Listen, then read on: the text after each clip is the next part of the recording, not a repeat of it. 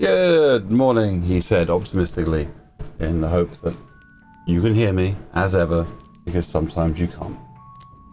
Can hear me? Please say so now. Yes, we can hear me. Good morning. Welcome to probably a somewhat busier stream than usual because my son may be getting ready in this room and opening this calendar. Oops, upside down. There we go. I've never done one of these. I'm wearing my Christmas Dalek jumper because it's Christmas. Every year, Bill and I do an advent calendar. Bill is my son. He's got the Star Wars Lego calendar, which is no less exciting than my advent calendar, but it's probably less mysterious in that it tells you what's on it. This one, slightly different, and I'll read the back. It's the escape room you can play at home. Oh no, something terrible has happened. Santa Claus's golden book has disappeared. You know, I assume not by elf magic and has vanished. It's been stolen.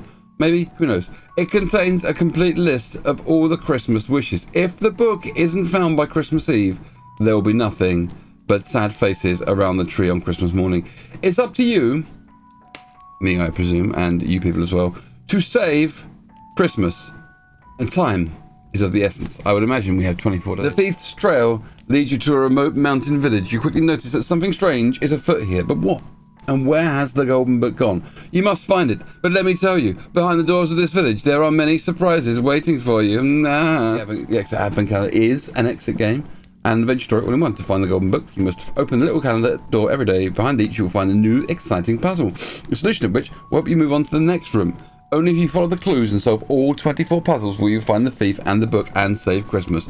Now, I saw this on the Zatu Games website when I was ordering far too many other games, and I thought, you know what, let's give it a go, because usually I'll have like my own Lego calendar or whatever, but today, this time around, I'm going to have something different. It's a one-player game apparently, but I'm playing it with you. Ages 10 and up, so if you're under 10 then you should not be watching this. And it has a playtime of 24 days, which is wonderful. Level beginner. One calendar with 24 doors, including 24. Then look, it's got like it's telling me it has a jigsaw, which might be slightly harder to do on the stream, and a compass with a restraint. But we'll find out. We'll open it up. As we can see here is a calendar. It opens at the front, which hopefully this bit's trying to fall out of it already. Oh, there we go. Look, gently. And within is this thing. Okay, so inside is oh my god, there's actually a rule book and a storybook and a map. Oh my god. Game material, storybook. Your story is narrated day by day. Help book with instructions. You can find help here if you get stuck. This is the instruction book. One help book instructions. You can't find help here if you get stuck. Decoder table. So I've got the including 3D post strips, secret additional material for the riddles hidden behind the avatar. Okay, so there's like extra bonus things to know it flips over. There's some Christmas doodads and what I presume is Santa's dungeon tower where he puts naughty elves and stuff. Game setup. Oh my god, I do need to cut things out. Right, before you start, you need to prepare. I thought I'll open this and it'll take like 10 minutes, but no, it might take like 20 minutes. I cut these lines out here, and then I slide them cunningly through, so one number. So the yellow strip goes in the yellow bit, which is the bottom one. I'm reliable before, and they go like this. Look, so they go. I have a decoder thing, and on the back there's other symbols. Made a decoder. Look at that. The magic decodery thing, possibly. The numbers are now visible through the holes in the middle. On the back, you'll see a directional arrow on each decoder strip. Yeah, we've shown that bit. Only pay attention to the arrows and exit symbols, which are exactly. I'll come back to that if I need to. Additional game materials. You will also need pens, preferably a ballpoint pen, a black waterproof pen. What? But why does it say it's in the box? Where do I get a waterproof pen? Whatever. And pencil, a pair of scissors, and if necessary, paper for notes. We'll have a computer for notes and an audience for notes. Where is the game board? In this game, the advent calendar itself is your game board. In addition, there is the storybook, in which you'll find exactly what's happened, and you'll find an introductory chapter every day that tells you the story. Other than that, you have nothing else. I wish I had breakfast before I did this. Everything else available to you at the beginning of the game. Solve the riddle step by step. Do this carefully every day. Carefully separate the current calendar sheet and the perforated line from the storybook.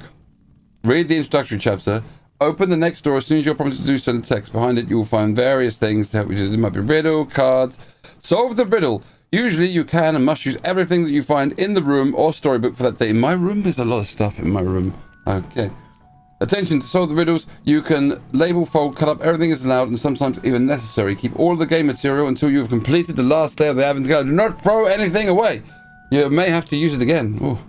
Only ever read the current calendar sheet. Only read the next one when you are ready to start the next riddle. How do you know which door to go to next? Don't be surprised. This is massive. I haven't got to read all this now, have I? Fucking hell. I don't think I do. It looks like there's like bits of puzzle on the other pages. I'll read the next one when you're ready to start the next riddle. The door. So to find the golden book, you solve the riddles on your way from door to door. The solution to the current riddle shows you where to go the next day. It works like this. The solution to every riddle is always a 3-digit code. The numeric code found is entered using the 3D coded strips on the code table. Always ensure you have the numbers in the right order. Right, so at the end here, it's got like a help 1st December solution. For the, so like it's got a, you have to like lift up the flaps if you can't get it right. So let's see what the advent calendar tells us in the storybook. Are you all sitting comfortably for this exciting tale to be told? Prologue. An icy wind is blowing in your face. You wrap yourself tighter in your coat and pull your scarf up over your nose. Thick snowflakes fall from the gloomy clouds above. That's reasonably accurate. It is incredibly foggy here today, but no snow. You are rushing home to wait out the oncoming storm from the safety of your sofa with a cup of tea. With your shopping bag clenched tightly in your hand, you make your way through the crowds. Everyone seems to be rushing home too. Bundle it up against the snow and heads down, they pass you on the busy street. Exciting, isn't it? The wind whirls the snow through the air and you pick up your passe as your front door comes into sight. From the darkness, someone crashes into your shoulder and you begin to slip on the icy path. You stagger upright and turn to complain. Oi!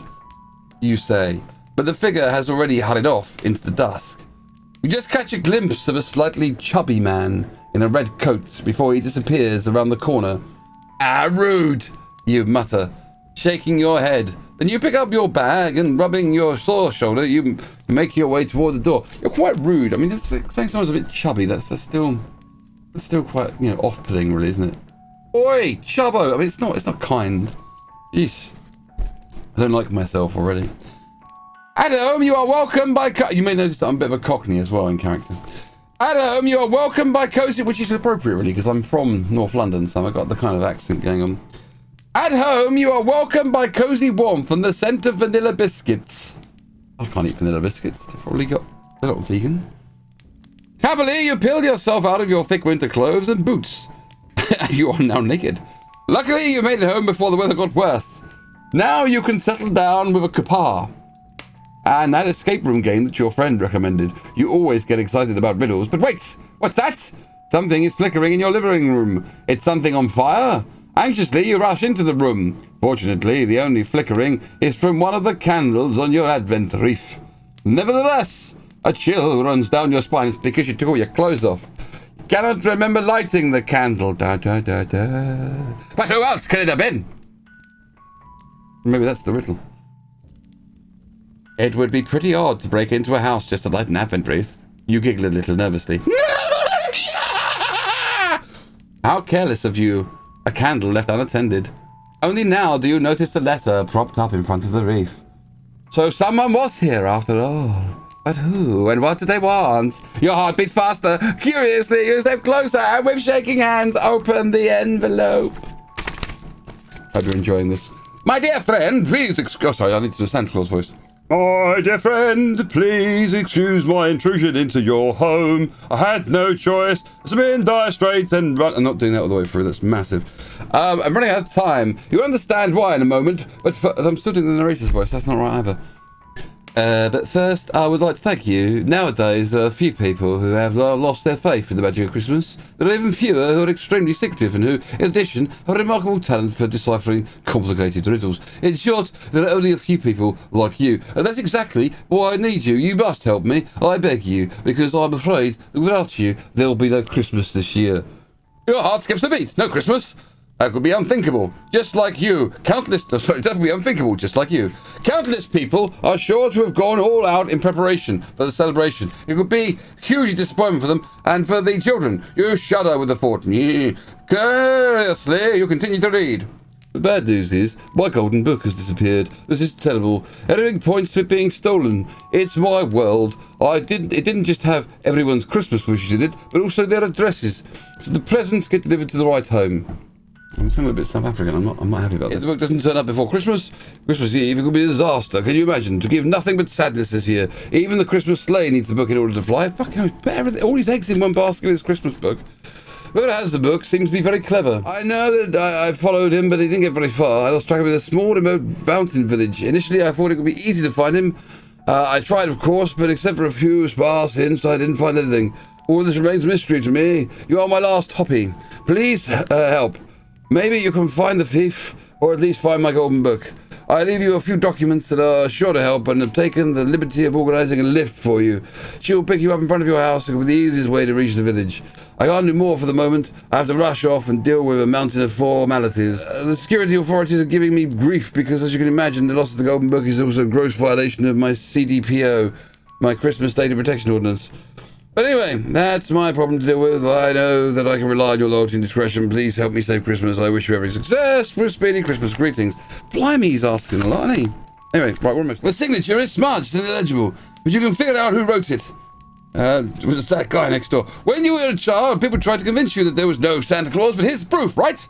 In black and white, a personal letter to you. No question about it. Of course you'll try to help him. Thoughtfully, you look into the envelope, you find it contains a few notes and a strange item for finding doors. What? You obviously can't do anything with that yet. There is nothing of help, but anyway, you have already made up your mind you will not miss this adventure. You take a swig from your coffee.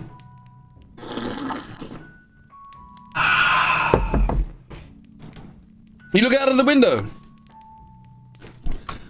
The wind seems to have subsided, but thick flakes are still falling from the sky. You blow out the candle on your advent wreath, pack up a few important things, and head outside. Since you arrived, I'm still naked. Since you arrived home, the snow has settled and now lies ankle deep on the road. You regret not wearing your shoes. The road looks empty with hardly any people, though it's hard to see through this snowstorm anyway. Where is your lift to the village? Suddenly you hear sound of bells close by. In disbelief, you spy a clown turning in the road. That's a horse-drawn sleigh. It's one surprise after another today, but a horse! Your trip is taking you far away, then wouldn't a reindeer have been better? God, you complain like a bitch. Wow. You must have dozed off in the layers of thick woolen blankets, because when the sleigh stops sometime later, you're in a place you don't recognize. You stretch your limbs and carefully climb out. Immediately, the sleigh starts moving away again and disappears with a gentle sound of ringing bells back in the direction from which you come. You obviously have to walk the rest of the way. What a bastard. You look around. It appears to be quite late at night. The clouds have completely cleared and the moon hangs like a gigantic disc in the starry sky. You trudge through deep snow up a small hill and stop at the top in wonder. In front of you lies the village that Santa wrote about. Silent and lonely. Mist. It's Silent Hill.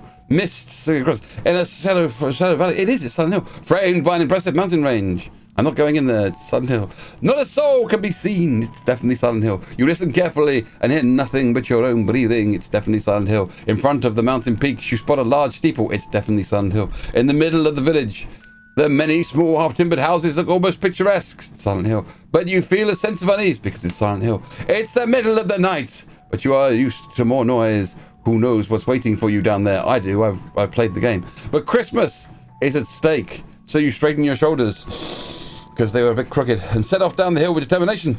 I assume that's the horse. On the way, you discover a hut on the edge of the central square with a bright light shining from the window. I'm not going in there, it's Silent Hill. You look closer and notice that the door is open, almost as if someone is waiting for you. Well, that's December. You carefully approach the hut on the edge of the square. The door is ajar. The classic gag.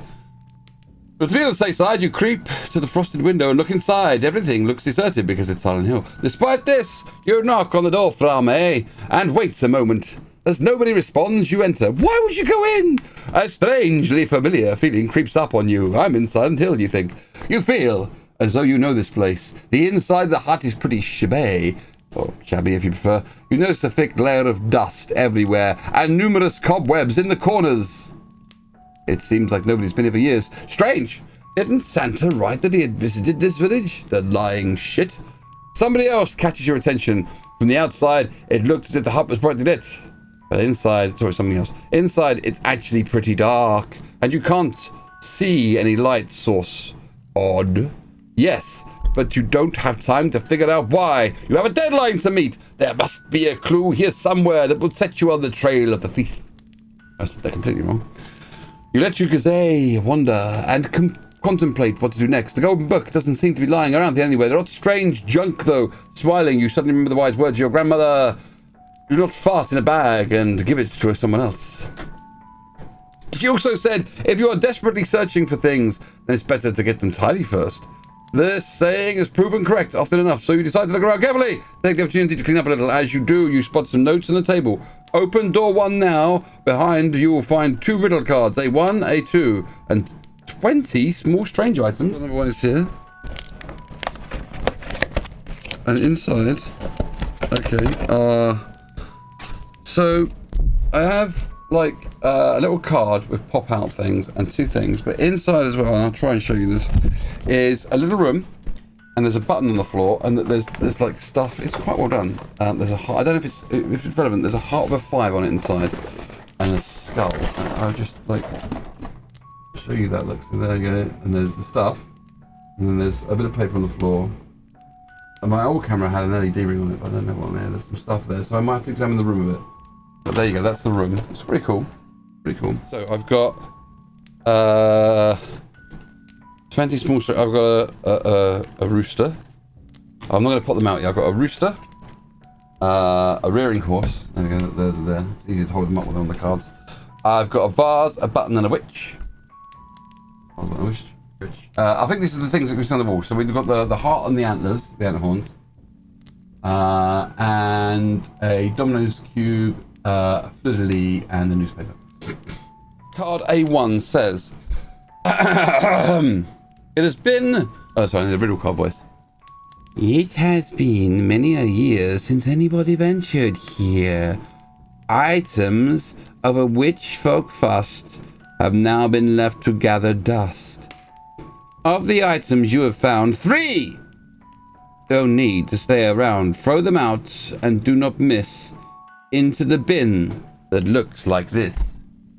Open up the bin with care, but as you do, please beware. The door adjacent must stay closed, as a later riddle will be posed. Your rubbish items must stay whole before you place them in the hole. Don't cut or bend anything to get it in the opening. 3 things will fit and solve the riddle, then sort the code, big, small, then middle. Right, in here, the witch has got a 3 on her. The horse has no number. The domino's obviously got a number on it. There's a 2 on the stag's head, a 5 on the heart, which is on a chair.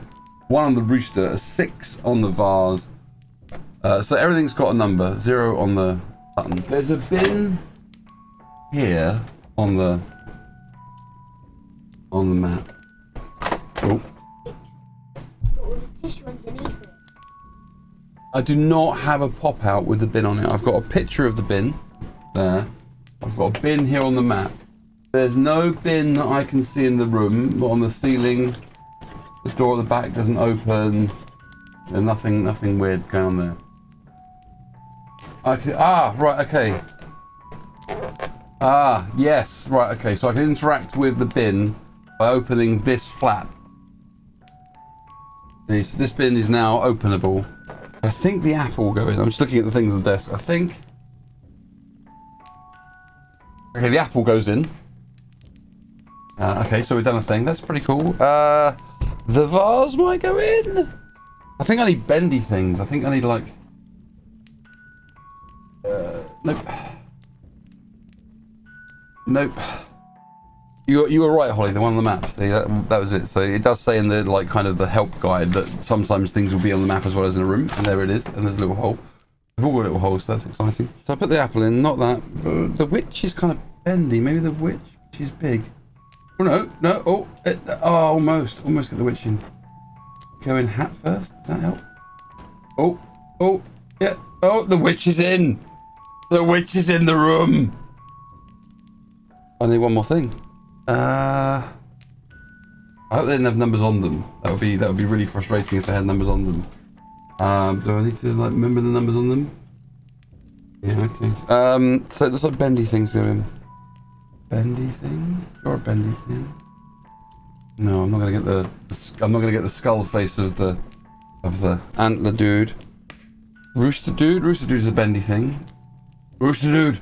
Rooster dude is in! Rooster dude! Okay, right. Fuck. Now I don't know what numbers they were. Shit. Right, okay, I need to write them down. That's probably what I needed the pen for. So Rooster Dude is number 1. Rooster Dude. Rooster Dude. Which is number 3. And the apple is number 5. Still looks like a heart. It's weird. Okay, right, so we've got 1, 3, 5. Okay. 3 things fit inside and solve the riddle. Then sort the code big, small, then middle. I don't know which one was. Do you think it means the numbers, or do you think it means the actual physical objects? I didn't measure them. The numbers, you sure? Okay, so big is 5. Big, what? 513. We're going with. Cool. Right. So do the decoder. Where's? Oh, I've eaten the decoder. Oh no, there is a decoder. So on the front we do 5, 1, 3. If we're right on the back. There should be a corresponding sequence of circle, diamond, star? Circle, diamond, star. There's star, diamond, circle that way up, I can see. So let's put number 2 there. There we go, we've solved it. We've got a second door. And if we're right, it all will work out well tomorrow. Well now, I wouldn't be able to do it without you, stream.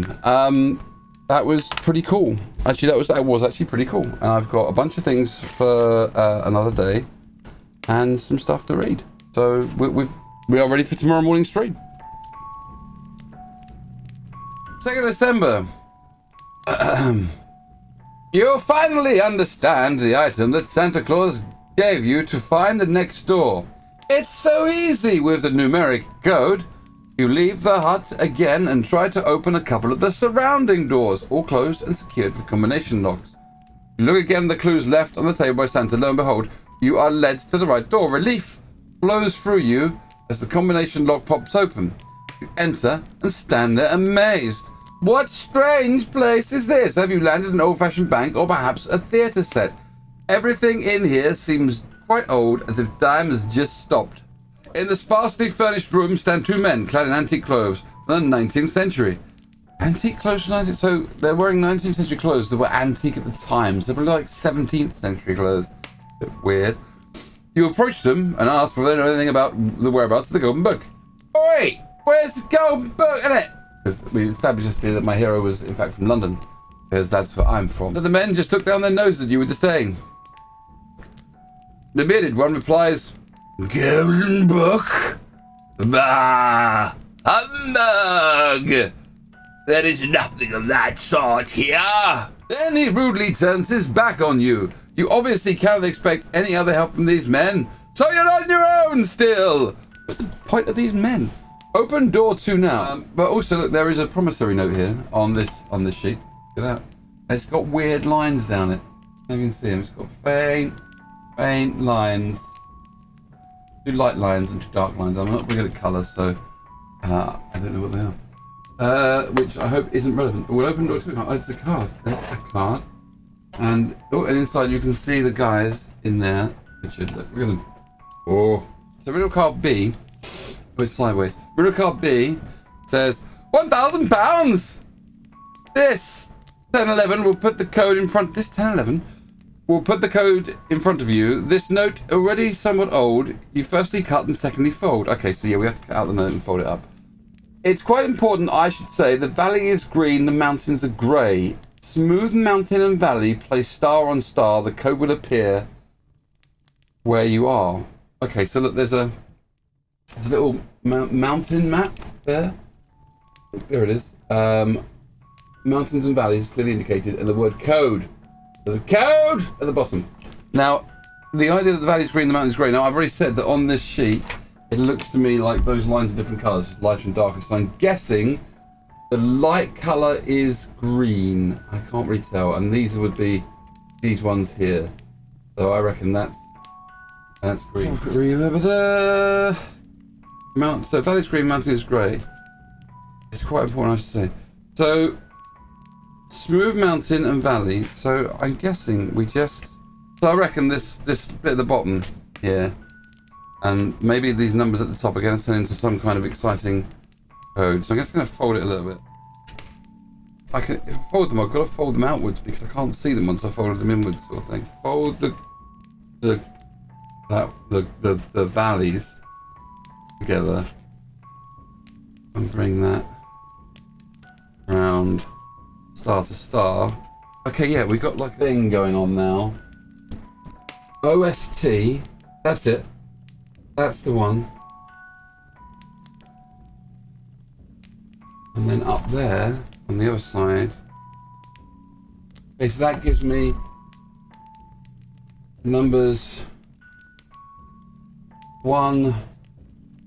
Okay, so I think, right, I know this is a bit complicated. This is not the best one for camera, but have the numbers 1, 5, and 0. Right, so the numbers 1, 5, and 0. So like this. Now turn it upside down. I have the symbols plus, moon, and Y. There is plus, moon, and Y. Plus, moon, and Y.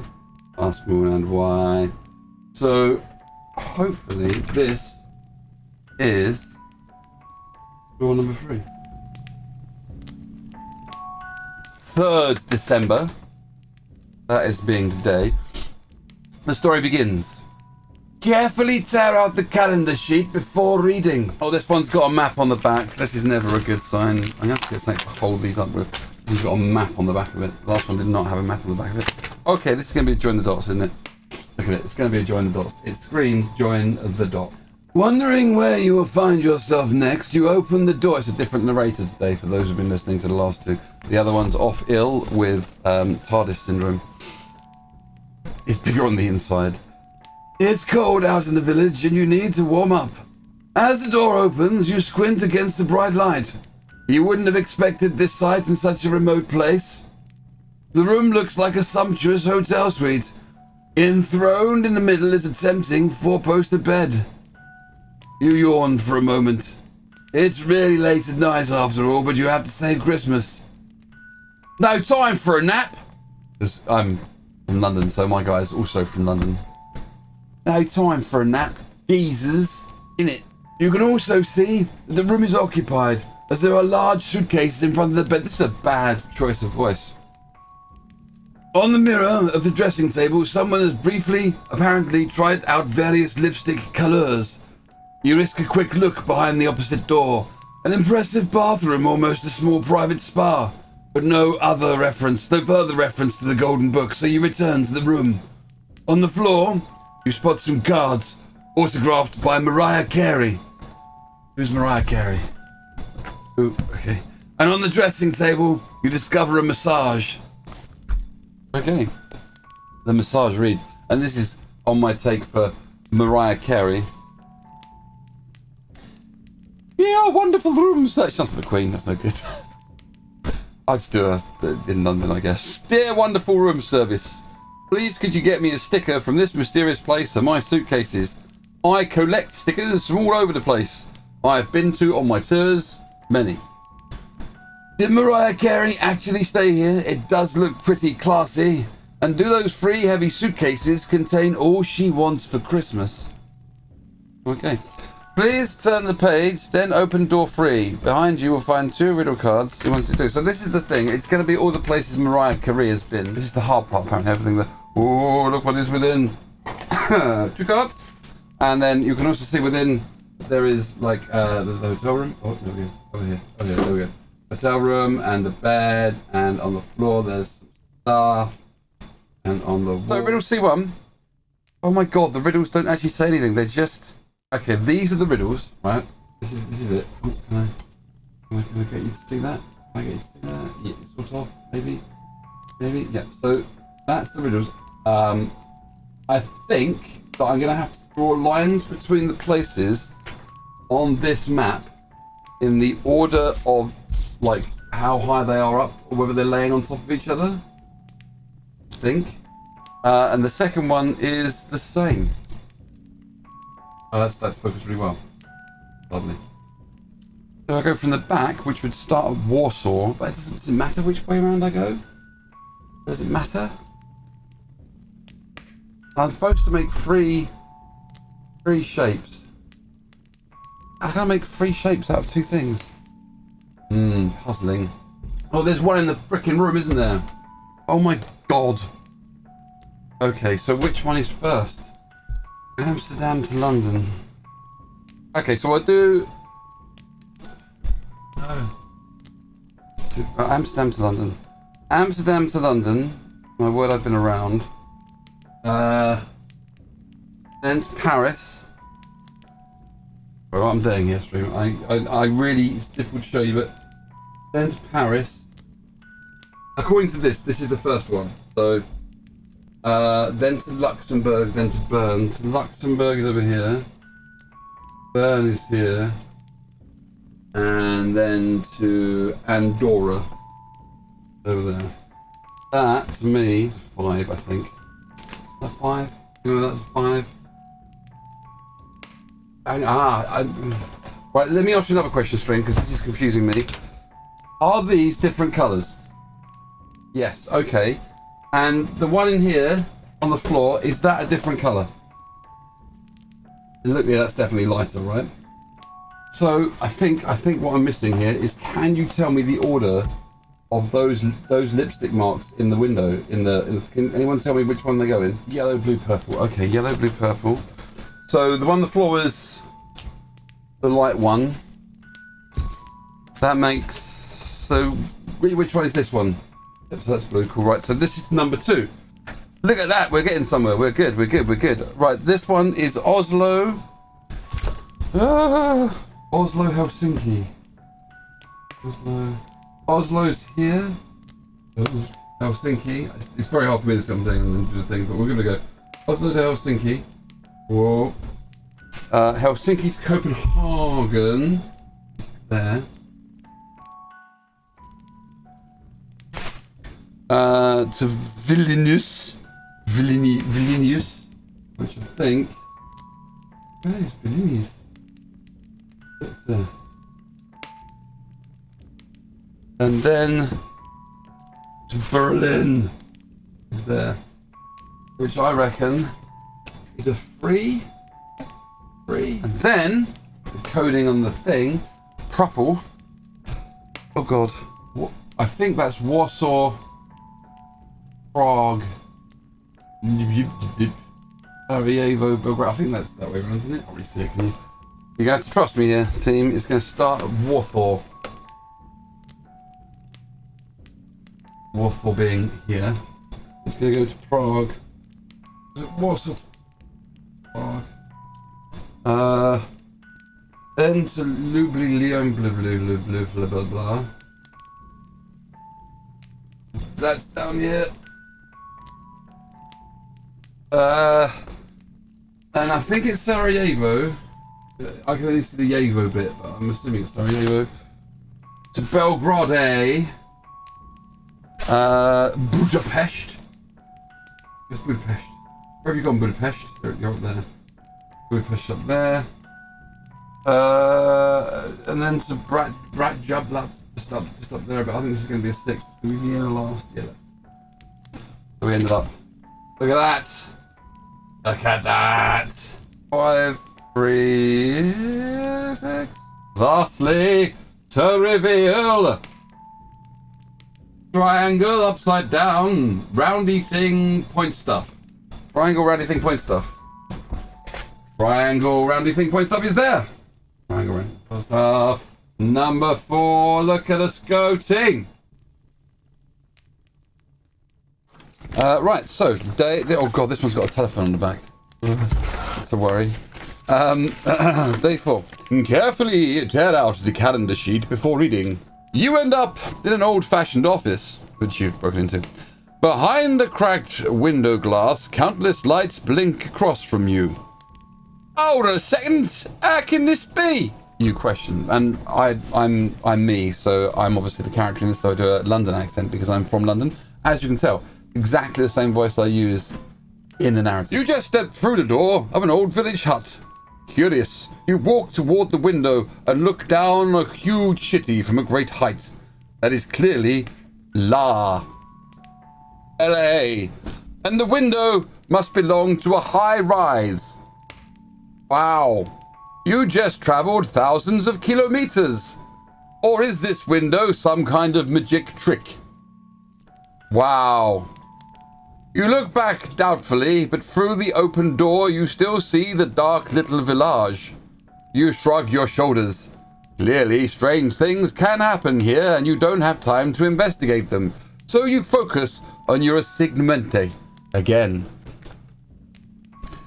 You look around the room properly for the first time. As well as the weirdness of the crackhead window, there is also an old computer with a smashed screen. It's been a long time since you saw such an old device for a computer. And there is a second one. That logo on the other screen seems strangely familiar. On the right is an open elevator door. It seems to be defective and the wall is smeared with graffiti. Somebody around here had a temper. Was it the thief? On the wall hangs an old rotary dial phone. Super retro. Somebody has ripped out the rotary dial and thrown it upon the floor. What cad? Lost in thought, you wonder if the phone still works and put the rotary dial back in. You put your finger in one of the holes and dial. You spin the disc until it stops and let go. Indeed it does. The disc turns back with a faint ticking noise. House dialing, it was called, or something like it. That was in quotation marks, so I said it out loud. Or something like that. Oh. Those were the days. Please turn page. An idea comes to you.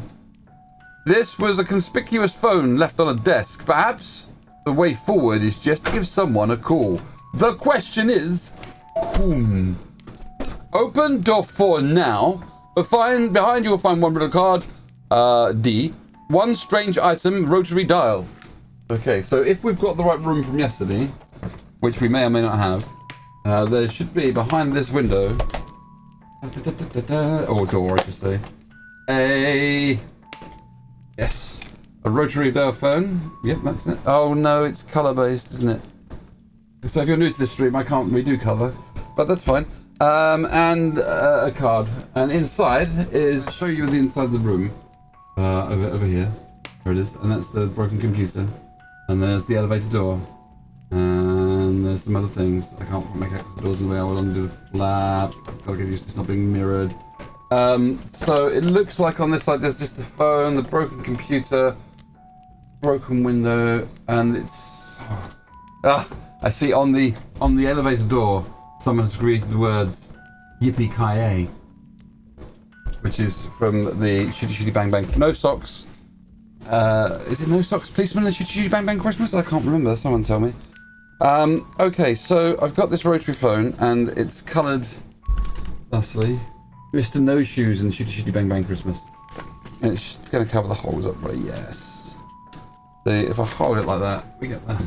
There we go. We've made a colour phone thing, which I won't be able to do. So, the riddle, okay, it says, it's just one card. Speed directory, an arrow pointing down, I'll show you in a second. Chef, 324, hotel services 456, entrance lobby 740, finance department 853.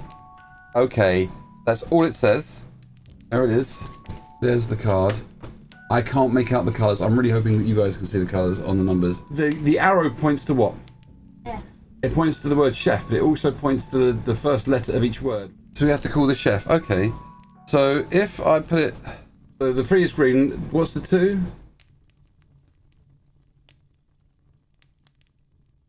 So if 3 is... God. Which one of these is green? Okay, so the second one is green. So if I put the second one on 3... Right, if I put the second one on there, that's what it comes up with. You can't really see it very well. Let me get there.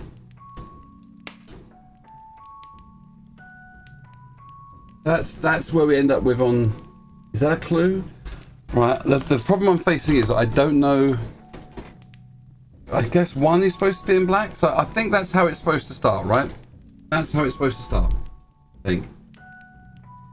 If I now dial 3 that way, 1, 2, 3.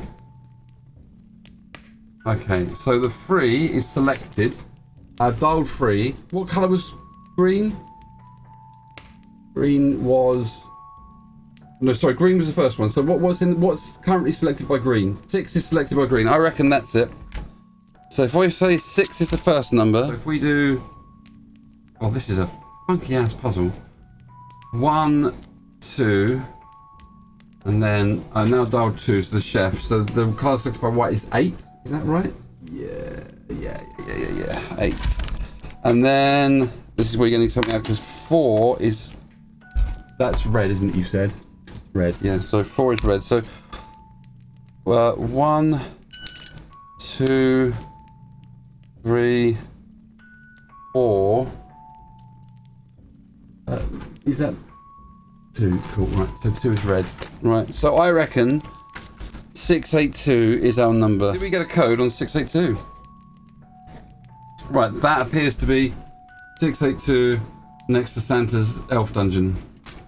Which is a hexagon Y moon shape. Have we got a hexagon Y moon shape on here? Yeah, we have. The hexagon Y moon shape is there. There. No, there it is. The box does indeed explode. If you get it wrong, so we've got one. Oh man, if this is wrong though, tomorrow. We'll open it and it'll all be messed up, but we're a hexagon Y moon shape. But there we go, we've got a 5. 5th December.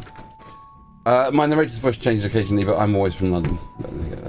That's that exciting. Of course, there was no one at the other end of the line, but at least you found one of the codes. So on to the next door. Again, you step through a door frame, and like going through a wormhole. Oh god, it's gonna be Stargate. Indeed. You end up in a completely different place. You know this one inside out. Wow, that's the famous Moritzburg Castle, and everything is decorated as if Cinderella could step into the ballroom at any moment. Immediately, you have an earworm of flute music. If Santa hadn't asked you for absolute secrecy, it would be about time to contact a few scientists. This village and the magical doors of the half-timbered houses really need looking at by specialists. Anyway, right now you're all alone here, and if that's the case, you think to yourself you might as well enjoy it. Brazenly, you try a few wart steps to the sparkling, clean, parky... Ow! In your London accent. You almost slipped on an invitation card decorated with a heart. Ugh, that's disgusting. You quickly pick it up. If you are lucky, it will help you on your quest. Open door 5 now. Behind, you will find one riddle card. Okay, let's see what we've got behind door numero 50. And within, we can all see one riddle card.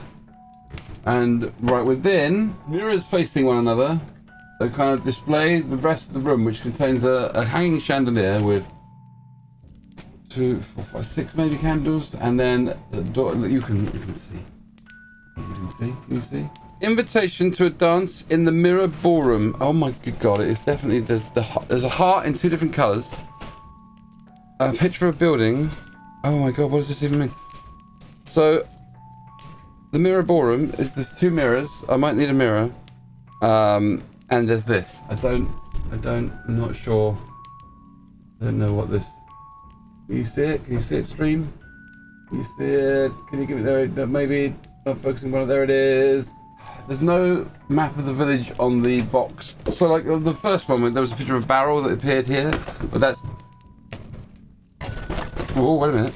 Wait. Is there a map on the front cover? Wait. Is that the same picture? It is the same picture, but that does look like the same thing as the front cover to me. Here, right? That's where the first cross is. That looks like the word book. Backwards. And the other one is that one there. Hopefully you can see that. Which I think backwards says back. There's this. Apparently Williams this is red and green. So book back, red and green. Okay, on the back of the advent calendar book is this. Oh, wait a minute. On both the backs of the... Oh, whoa, whoa, whoa. Are these red and green? Are these red and green? Are these red and green? Okay. They don't seem to line up the same way as the heart. So the heart is... So look at it. That way around. Oh, yes, yes, yes. And there's numbers. Oh, brilliant. Well done. Look, see? If we go... I was looking at the shapes. That was very well done, everyone. There is down the middle, I think that's 241 maybe? The numbers that are in there. Yeah, look at that. 241. How clever is that? 2, 4... Enough. Diamond Star Le. Diamond Star Le? Diamond Star Le? Is there a Diamond Star Le? Yes, there is. And we've got it right. Look at that. We have solved the difficulty of Cinderella's rooms. And there it is. There we are. There is number 6. 4. Now, today's narrative begins with the words, carefully tear out the calendar sheet before reading, which is often the way. Right, this is a two-sider. Look, the end text is at the end, but they're on the other side. But look, there is already, I can see here, pattern of bells, which concerns me. I hope I don't have to actually do bell ringing. And it has a Christmas song list on it, which is not posting positive. The 6th of December. What awaits you behind the next door is clearly a recording studio crammed with every kind of technology. Behind a huge window, you see a room containing a few people in urgent need of a decent hairdresser. And I find that insulting, because they're just saying that they've got long hair and they're hippies or whatever. You call them away, but nobody notices you. The pane appears to be soundproof. Who knows? Maybe the other side is even mirrored. You try your luck hitting a few switches on the mixing desk, but can't seem to attract any attention. At least you get sound from the studio. You know, George... Sorry, this is probably... It's Boy George, it could be George Michael, it could be a reference to the Beatles.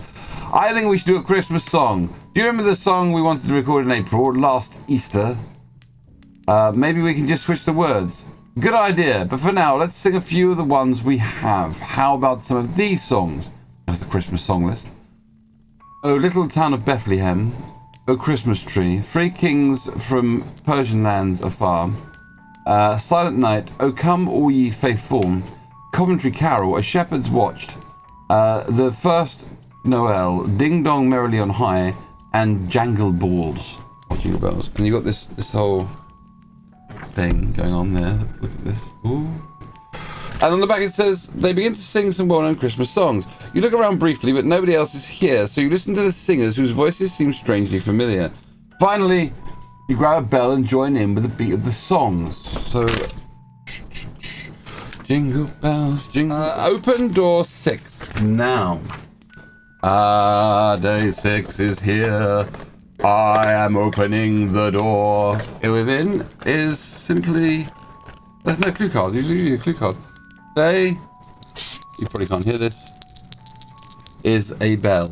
That's it. I've got a bell. And inside, on the right-hand wall, is a mixing desk, a chair, and a speaker. In front of me is the silhouettes of some singers behind a glass mirrored wall. The ceiling is just a sequence of tiles, and there are another mixing desk underneath them, and on the left hand wall another mixing desk, a microphone which seems to be pointing at nothing, and some more speakers. But on the floor is a weird a bit of paper with a weird picture on it, and a long bar with shh next to it, a minimum bar with shh next to it, and a small bar with shh next to that. So let's see if you can... There's the mirrored guys. Yeah, I think the shh is the only important bit. Do you have to bring the bell in time to the music centre for a tune for it? Well, I can, but you won't be able to hear it. It's going to be 1 1 1 1. Oh my god, there's like dashes here that indicate that I have some idea what I am doing with musical information. I'm not sure. Okay, so the first clue on here says, okay, now we're getting musical. Some pretty well-known singers are rehearsing Christmas songs behind the window, and the best thing about it, you don't just listen, you get to join in. Grab the bell and ring to the beat of the song. The men sing 3 songs. Can you find out which they are? Okay, so I have to identify, I would guess, from the Christmas song list, which is there. I'm gonna grab a screenshot or anything of it. I can't make that anymore. Thank you, Sally. You are helping a lot by making the camera zoom in your face. So I reckon we have to identify which of these songs are being played and then match them to the numbers. Okay, I'll do my best. Yeah, exactly that, Mark. Yes, I think, right? It's like bum bum bum bum bum bum bum. There's no pitch. It's just the same flat note. What the fuck? I mean, like it's bell bell bell bell bell bell bell bell bell. Oh, and the first one. Yeah, I think you're right, Mark. I think that first one is ding dong merrily on high. No, is it ding dong merrily on high? In heaven, maybe. Maybe. What do you think? Do you think that's it? Do you think if you were to listen to that in your head, would you say that's the song? You think it's the whole first line is ding dong merrily, merrily. That's four. Merrily isn't four bells. Merrily on high, isn't it? Ding dong, merrily on high. Yeah. In heaven the bells are ringing. Okay, so let's say we think that's ding dong merrily on high. I'm not convinced in the slightest bit. Jingle bells the second. You reckon jingle bells? Jingle bells. Okay. Well, maybe. Yeah, okay. So we're going with Jingle Merrily on High, which is number 8. Number 8. And you think number 2 is Jingle Bells? I've got some good shouts. I'm getting some good feedback from this 5-player game today. Do you reckon number 2 is Jingle Bells, Jingle Bells, Jingle? Okay, yep, fair enough. We can go with that. I'm willing. I've no fucking clue. Apparently, I'm not only colorblind, I'm tone deaf. So Jingle Bells on the second one is going to be 9, 8, 9, which leaves us with this last motherfucker, which looks like that. What do we think? Oh, it might be the second one though. The second one is Oh Christmas Tree, but I'm not sure how that goes. I'm just looking at them as songs. It could be Oh Come All Ye Faithful. We're all singing it because it's got that whole kind of like yeah, see, Holly's on the same track. What do you think? Yeah, we go with Oh Christmas Tree. Okay, so you guys, no clue, saying that's number 1. 891, you reckon? Okay, so you've solved it, Kareem. You have done this completely without any guidance from me. I have no clue. Apparently I'm rubbish at bell puzzles. We didn't even use our amazing prop to go bell, bell, bell, bell, bell. Just useless. So 891. The stream is confident. The stream is confident. 8. I'm not sure what's going on, but there we go. 891. 891. That leaves us with Diamonds Squared Diamonds is today's code. If there is a Diamond Squared Diamond, we may be onto a winner. If there's not, then we have screwed the pooch. Diamond Squared Diamond, do you exist? It does! It does! Look there! Diamond Squared Diamond is over here. This is what we're saying it is. Diamond Squared Diamond. Oh, day 7. Day 7.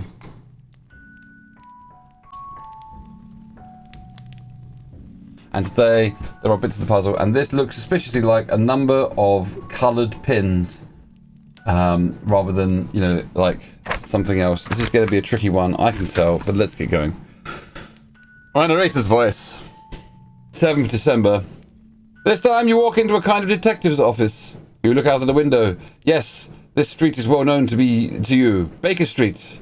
So you're probably in London. Land, like where I'm from as my character in this. He's from London, isn't it? In fact, a lot of things here remind you of stories about the famous master detective Sherlock Holmes.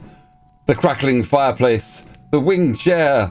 This room is just really cozy, and right away you feel at home.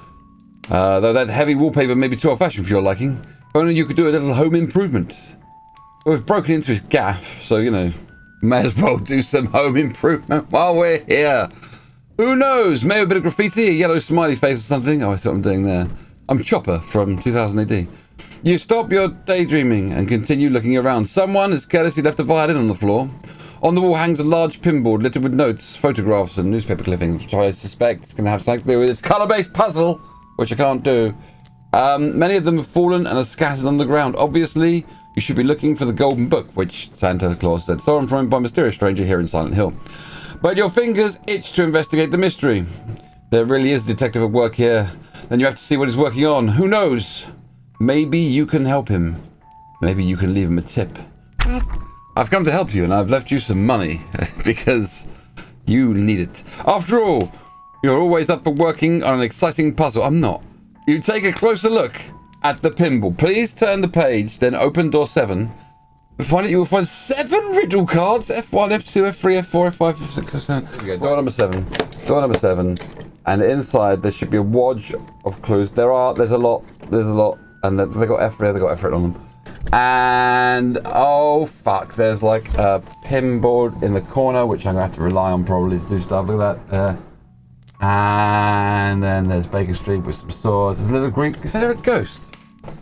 There's a ghost. Oh no, it's antlers. There's a little green set of antlers. It does. Oh, look, there's the witch. There's the witch that we put into there. This room here on day 1, we put a witch in there, and she's made her way up and out and into this room. I put her back in that room. She's supposed to be in there. That's where she kind of went in. But she's made her way out again, so we might not find the pieces that we need in that room. Anyway, so we have this. We have that pinboard in there, which we're not going to be able to see properly, and we have 7 clues, and they're colour related. Right, so there are pins on here, and they're all different colours as well, right? They are, aren't they? They're all like, I don't know. That one looks red, and the other ones, yeah, I'm lost. I don't know what. This is going to be really hard because there's 4 on there. Oh my Christ! There's 3 on this one. There's like 2 on this one. That's not good. There's oh fucking hell! There's loads. Loads, stream. Loads. Right, let's see what we can work out. I'm gonna have to look at a clue because I'm struggling with the colour thing, and so for the first time we're gonna use this clue. First thing you should do is look at the riddle cards. Yeah, thanks the clues. Whereupon you find pieces of evidence, cut them out. Cut them out. You want to cut out the bits of evidence. Oh right, okay. So you want me to cut? Oh fucking hell! It wants me to cut them out. Oh, it wants me to cut up the cards. Okay, so this is horrible. I don't know doing this at all. Do we think that there is the, and then the other clue is the sharing art thing underneath it? Maybe. I'm gonna put it there. Oh. But it looks like that. That's good. Those pins sort of match. We reckon that was underneath it, wasn't it? And that's these 2. Oh, brown purple, and this is brown purple. We see brown purple there anywhere else next to each other? No, I think that's it. I think this is how it's done. It's got to be how it's done, right? Do you think that's it? Do you think that's good? Yeah. So I've got a body and this face. This face. The looks yellow and green. School and college. Yellow and green. I'm going to say yellow and green. This bit's the charm, right? Red and black. Maybe there. This bit here. So we're getting there. Look, it's that board. Right. We got like top hat guy and crime scene, Egyptian Museum, Kensington. Right. I'm getting this now. This is yellow and red. See, I'm getting there. And this one is red and green. I think I'm going to probably chuck him into this bit where there's the yellow, green, no, yellow, red, isn't it? Oh god, now I've forgotten. That is yellow, red. That's yellow, red. He goes there. I think up the top next to this picture. I think looks right. Getting there. Okay, so this looks like we are... That's not black, is it? That's blue, which I reckon puts it down this side here, where there's the blue and... That is blue and yellow, I'm thinking, not black and yellow, I'm pretty certain. So I'm going to whack that there. But that kind of covers over the other ones, sort of, or whatever. It's a noteboard made by a fictional detective, so that's all good. And then we have this tiny head face of Glasses Man. And Glasses Man, I think, is the red and the blue. I think in this gap here, there's a red and the blue on top of Top Hat Man. Top Hat Man and Glasses Man go together. I reckon this £10 note is gonna blue and black. And there's only two that are far enough away in that kind of area anyway, which are like over here in the... That's blue and that's black, I'm pretty certain. They're quite far away from each other, so it's gotta go there, it's gotta go there. Two more left. Right, so this is Jack Brett is true to Sherlock, whatever that means. Now, this is the odd colour and red, and I think the odd colour was brown, I'm not sure. I'm pretty certain that the odd colour there is brown. Brown is the odd colour. Stop shaking hands. Thinking that it's gotta be this one here, which is the matching one. Bit wonky, but there we go. Hopefully these are not precise suspects. Lady Hampshire. Right, this can only go in one place, so I'm just going to whack it straight on there. There's only the one bit left, and that goes like this. I would have to say the next bit, take them all off again. So that is how it ends up. I can see that on, if you look at it, in Crime Scene in the Egyptian Museum, the N of Kensington is italicized. In Evidence 10 Egyptian Pounds of Museum Attendant, the E of Museum is italicized. Then the N of Daring. And the I of... So that's 9? Any... No, any NI. It's almost 9. I mean, it is an anagram of 9. 9! So you think that's a 2. So 2, 9. Anything in the... Is there anything in the room? Oh, there's notes on the floor. That's exciting. I wish I didn't see. A, the clues have plenty of holes. Can you see a solution? Am I going round in circles? A clockwise look from 12 might help connect a clue. Are you leaning towards a solution? So the leaning is italicized, so yeah. And then, what is so special about the man in a hat, the woman, the report on Jack, the other guy, the door on Kensington Road, and the crime scene? I urgently need to make a connection between all of these. Where is my red thread? Okay, the red thread in the room looks like a... I can't really show this to you because we've ascertained that we can't see this, but it looks like a number 5. 295 maybe? 295. Well done though, stream. That was really quite long and much more difficult than I imagined. So, we have Moon Square Le. Moon Square Le? Moon Square Le. Moon Square. Moon Square. Moon Square. There is a Moon Square next to the number 8. We're going to put the 6th rather. Moon Square. We're going to put that on. And there you go. 8th of December. You stumble straight into a stable. Oh no, it's a Jesus story. Straw covers the floor and there is a large feeding manger. Oh, I was going to say manager. A large feeding manager. Hello, I'm the feeding manager. I'm in charge of the food. A large feeding manger in front of you. Other than that, there is not much to see here. The air is pleasantly warm and palm trees sway gently outside. The view is pretty nice too. When you think about it, the whole scene is suspiciously reminiscent of the Christmas story. But if so, then you definitely missed the baby shower. No Star of Bethlehem illuminates the firmament. No angelic choir swings. I could be swinging. Do a swing going on. There is no one to be seen far and wide. Just the last remnant of decoration. There on the left in the straw shows that someone has recently been here. And yet, you get rid of the feeling that there is a reason. You can't get rid of the feeling. Fuck I've got a feeling there's a reason I'm here. Fuck it. It's gone. Getting rid of that. I'm hanging around. Of course it's better. It's a baby shower. That's how it works. You can't get rid of the feeling that there's a reason why you're here now. Since you entered the village, your path seems to have been a very logical one. Moving from one door to the next, like a scavenger hunt. always looking for a clue to the golden book. It has always seemed logical to you which route to take. No, it doesn't. The only question is, does the thief know he's left traces behind? So it's a he now. Does he suspect that someone is following him? Will you find out once you get hold of him? Until that happens, you have no option other than to look for the next clue. Fortunately, you don't have to look far to find 2 cards in the straw.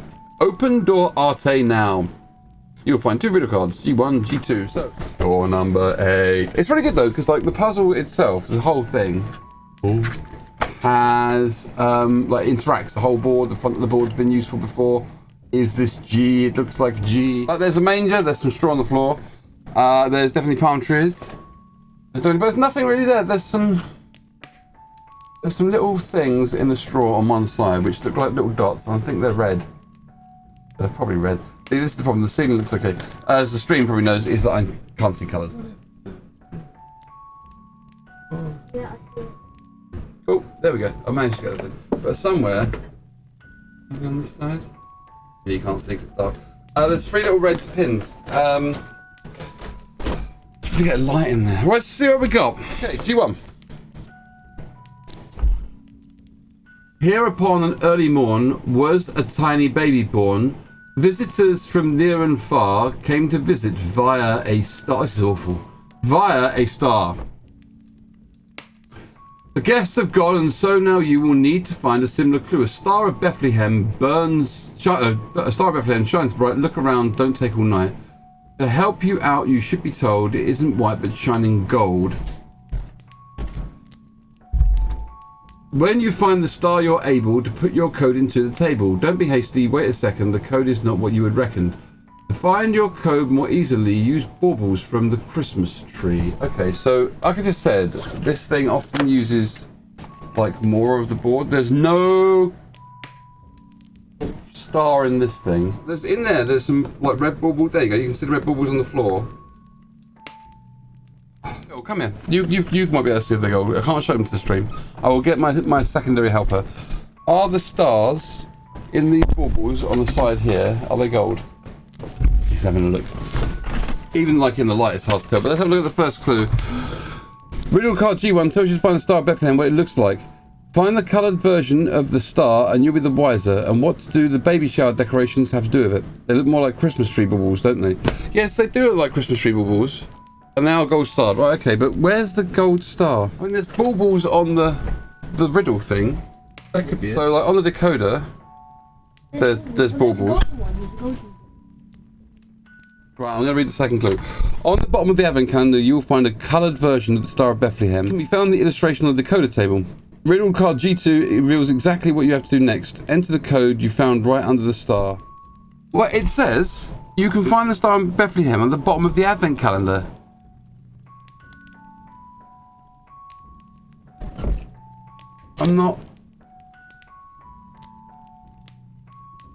I can't see a Star of Bethlehem anywhere on this fucking thing. Anyone get anything from this? Nope.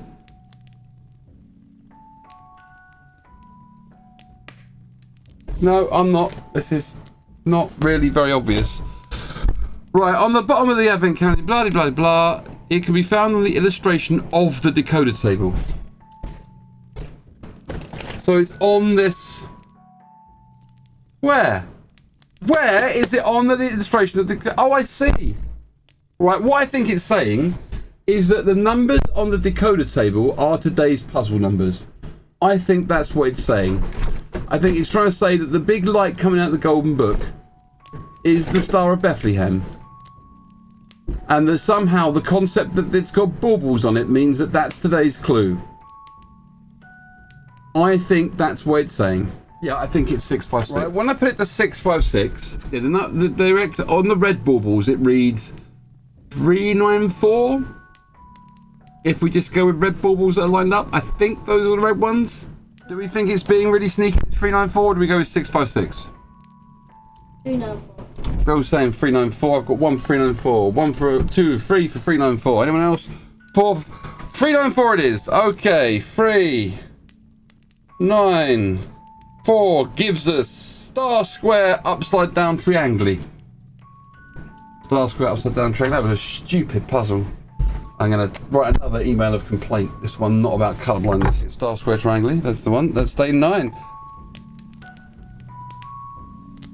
9th December. So if you thought that pretty stable couldn't be more rustic, which was basically because we were in the manger at Bethlehem, you are in for a shock. You appear to be in the middle of a cave. That's okay for those who don't speak me. You look thoughtfully at the massive rocks around you. Fortunately, some light penetrates through a small opening in the rock. If it's just a crack, there's enough to peer out into the thick snowdrift in front of the cave. Suddenly, you sense a movement. Is that a mammoth? It is indeed, and it is not alone. A whole herd of mammoths are trudging out there through the snow. Wow! In your head, your thoughts start spinning. You can't believe it, but you're not hallucinating. Obviously, you are not only traveling in space, but also in time. You have landed in the distant past, but how is that possible? Please turn the page. There's a cave drawing. A tremendous trumpet of a mammoth interrupts your thoughts. Right. That's me again. You still have a job to do. Concentrate. The passage in front of you is narrow enough that neither you nor one of the mammoths can get in or out. At least you are safe here, so you take a closer look around the cave. In front of you on the ground, there is a small bowl. I was going to say bowl. There is a small bowl.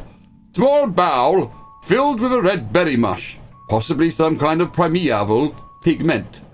Further investigation reveals some stone tableaus decorated with paintings. One of the walls appears to be painted.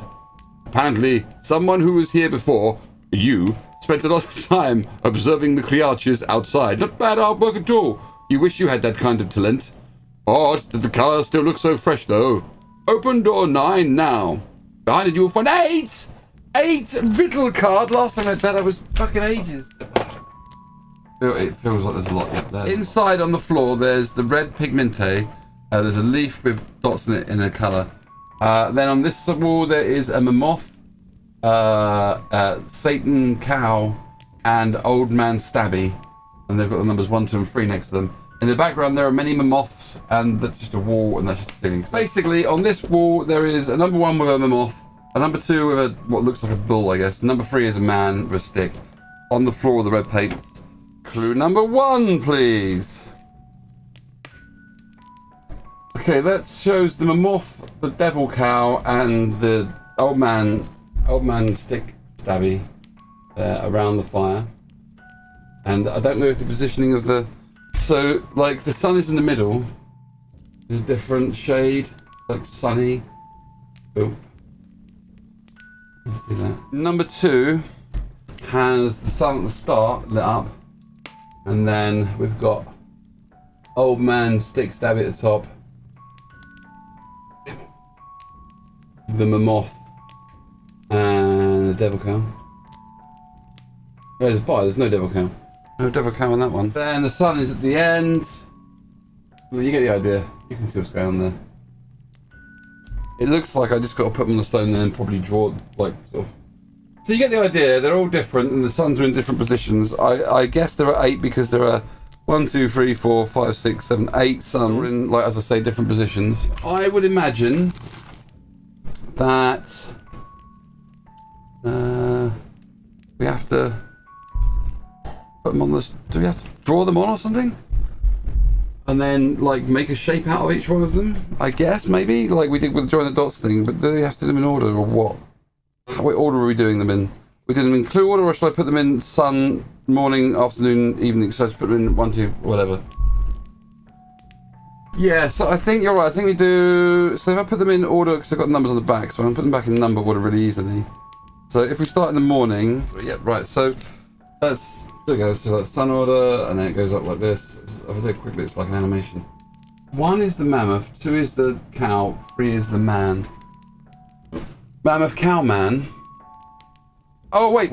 Mammoth cow... So 1 is the mammoth, so... Let's read the first clue because they're not very apparent.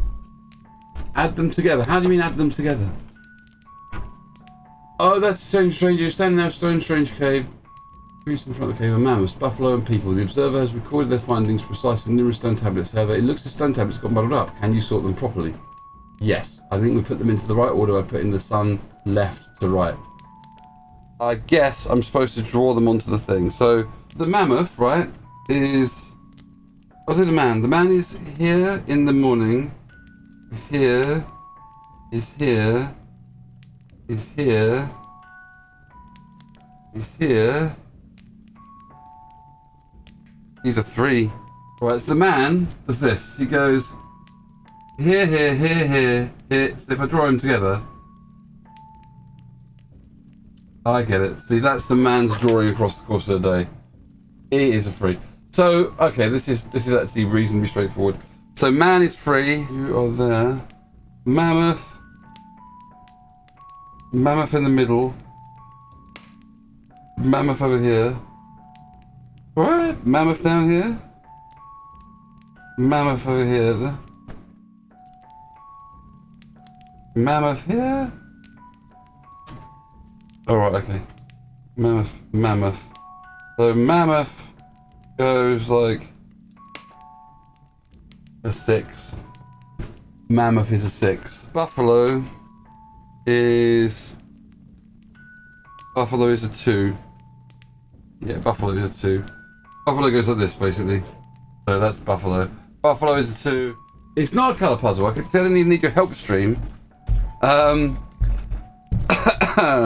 But no, thank you for tuning in.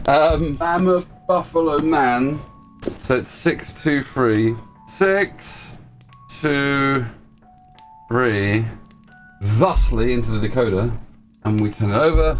And it tells us the next thing we're looking for is circle, hexagon, circle. Circle, hexagon, circle. There it is, number 10.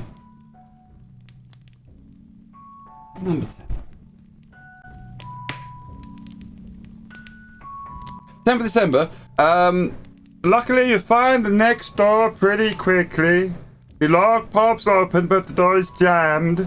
You throw yourself against it and crash into a cozy-looking room. If you are hoping you'll be warm up here, you are disappointed. It is pretty cold, actually. No wonder, though, because the window is wide open.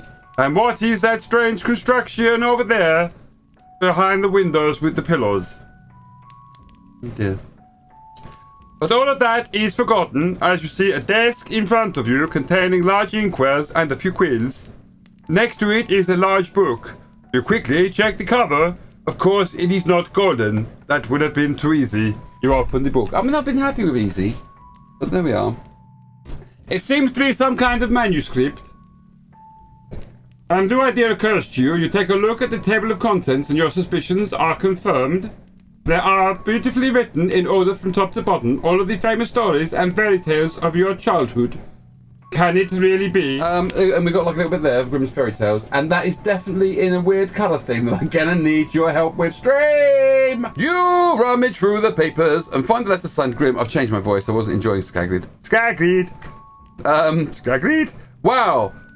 This is what the Grimm's Brothers office looked like. So cool to be in the actual room where they put pen to paper and probably had all of their ideas. We've broken into the Grimm's office. Is it a lot of colour? Is it? Is it a lot of? Is that a lot? It looks really. Oh my god. We broke into the Grimm's office. Your thoughts return to your grandmother, who also used to break into the Grimm's room and kill them. A true artist! She used to, well, it was my nan, so my nan would have said, I am very helpful. My nan would be like, a true artist! That's how my nan sounded. She used to say, knows how to pull their inspiration. That's not how my nan used to sound, that's just me. Knows how to pull their inspiration from everywhere around them. Even things that others would carelessly throw away. You turn your back to the room with a smile. Open door 10 now. If necessary, help along with the scissors. Behind you will find 3 strange items. Right, stream. I'm just going to start opening it, but apparently it will need scissors to help open it. So I'm going to try. No, it's open. Why would I need scissors? I hope we got this right, because we're pretty confident yes, this was right. Inside on the floor there is a big ball. Yeah, see, I've done diamond, circle. It should be circle, diamond, circle. See, I've got that wrong. So I want circle, diamond, circle. That's number 10. I'll open this one instead to get it right. There we go. There are some strange items. These are the items that we put in there earlier. This is the room that we did for fitting things through the barrel is circle, diamond, circle. I'll just write number 10 there so I don't get confused again. I've opened the wrong one there, but that's good to know. So it wants me to have 3 strange items. Now the exciting thing is, stream, that, yeah, what's day 1? The exciting thing is here, thank you Holly, that it says 3 strange items. Now as we discovered the other day, when we were, you know, lifting up the box, the witch, who again isn't in there, had escaped from the room, right? She had got out and gone somewhere. Which means that from other rooms where there are clearly strange items, other things have fallen through. So we could be in a bit of trouble here because the things that are in here, there are 6 things that have slid through the back of the advent calendar. One of them is not the witch we put in there. She is patently missing from the room and has clearly somehow escapinated, which is somewhat worrying. And we have the apple that was definitely in there. I remember putting the apple in there. The rooster, which I'm pretty sure was in there. We have this unicorn, I don't think was in there. This vase, which definitely wasn't in there.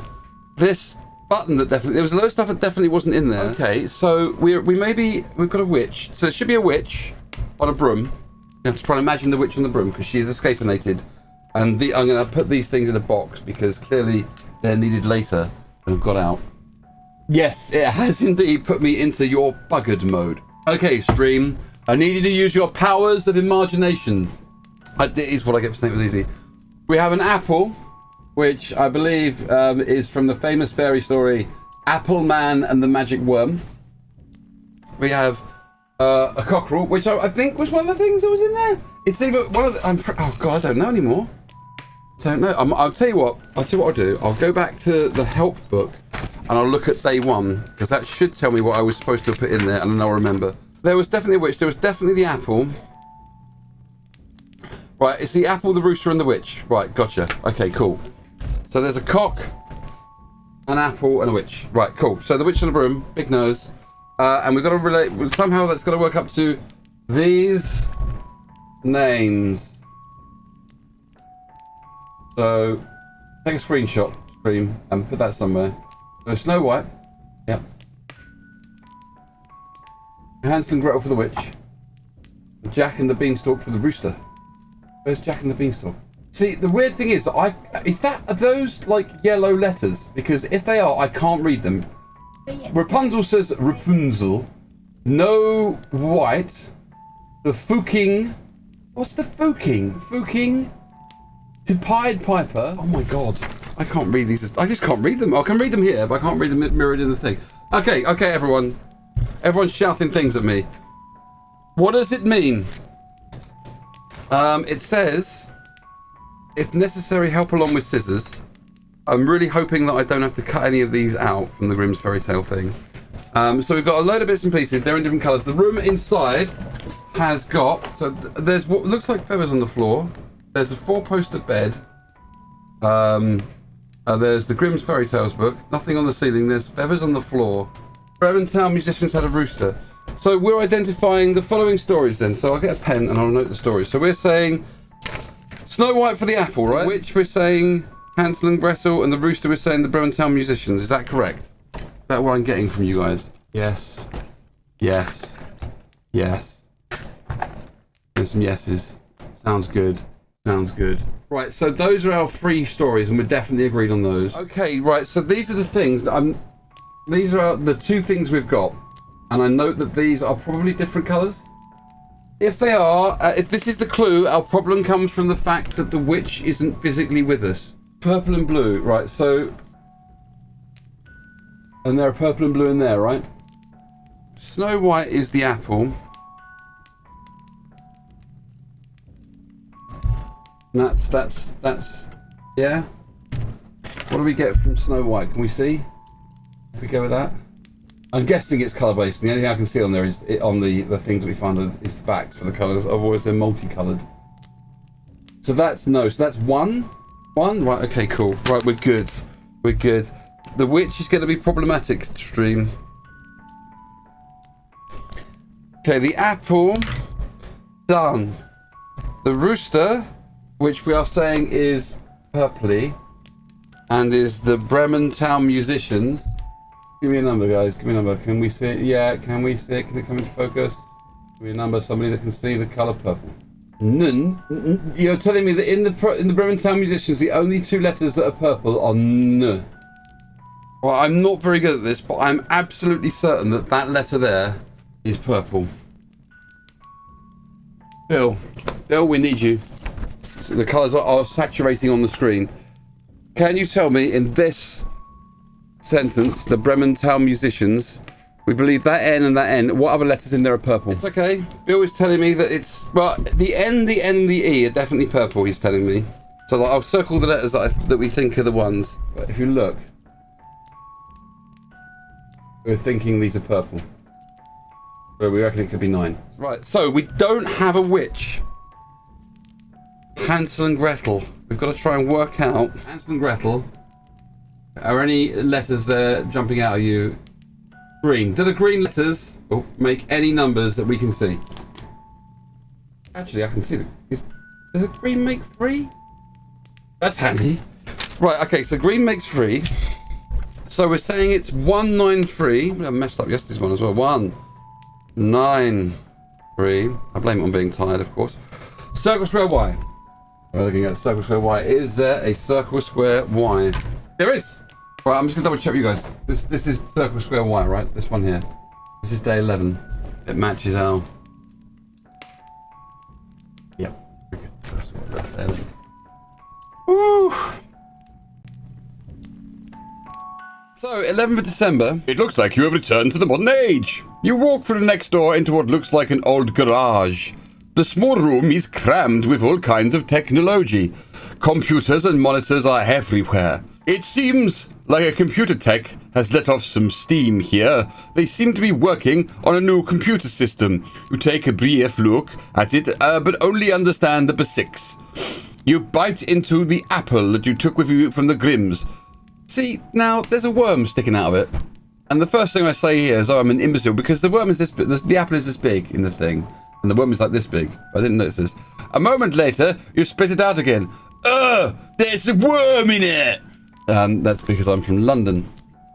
But you know that. You're about to throw away the rest of the apple when you notice multicolored paper in the rubbish bin. You are drawn to it as if by magic. So you straighten it up and look at it more carefully. That definitely doesn't belong in the bin. If you're not mistaken, it looks like an idea for a computer game. Oh my god. So I forgot to rip it out. So as ever, often on the back of the sheets, of these sheets, there is an exciting kind of thing that you have to interact with. We're not making paper chains. We are, in fact, dealing with multicolored Pac-Man. It's in the bin. It's just in the bin. Everything was screwed up, but they laid that carefully. Let's have a look in room number 11, where we will find Joss Riddle cards.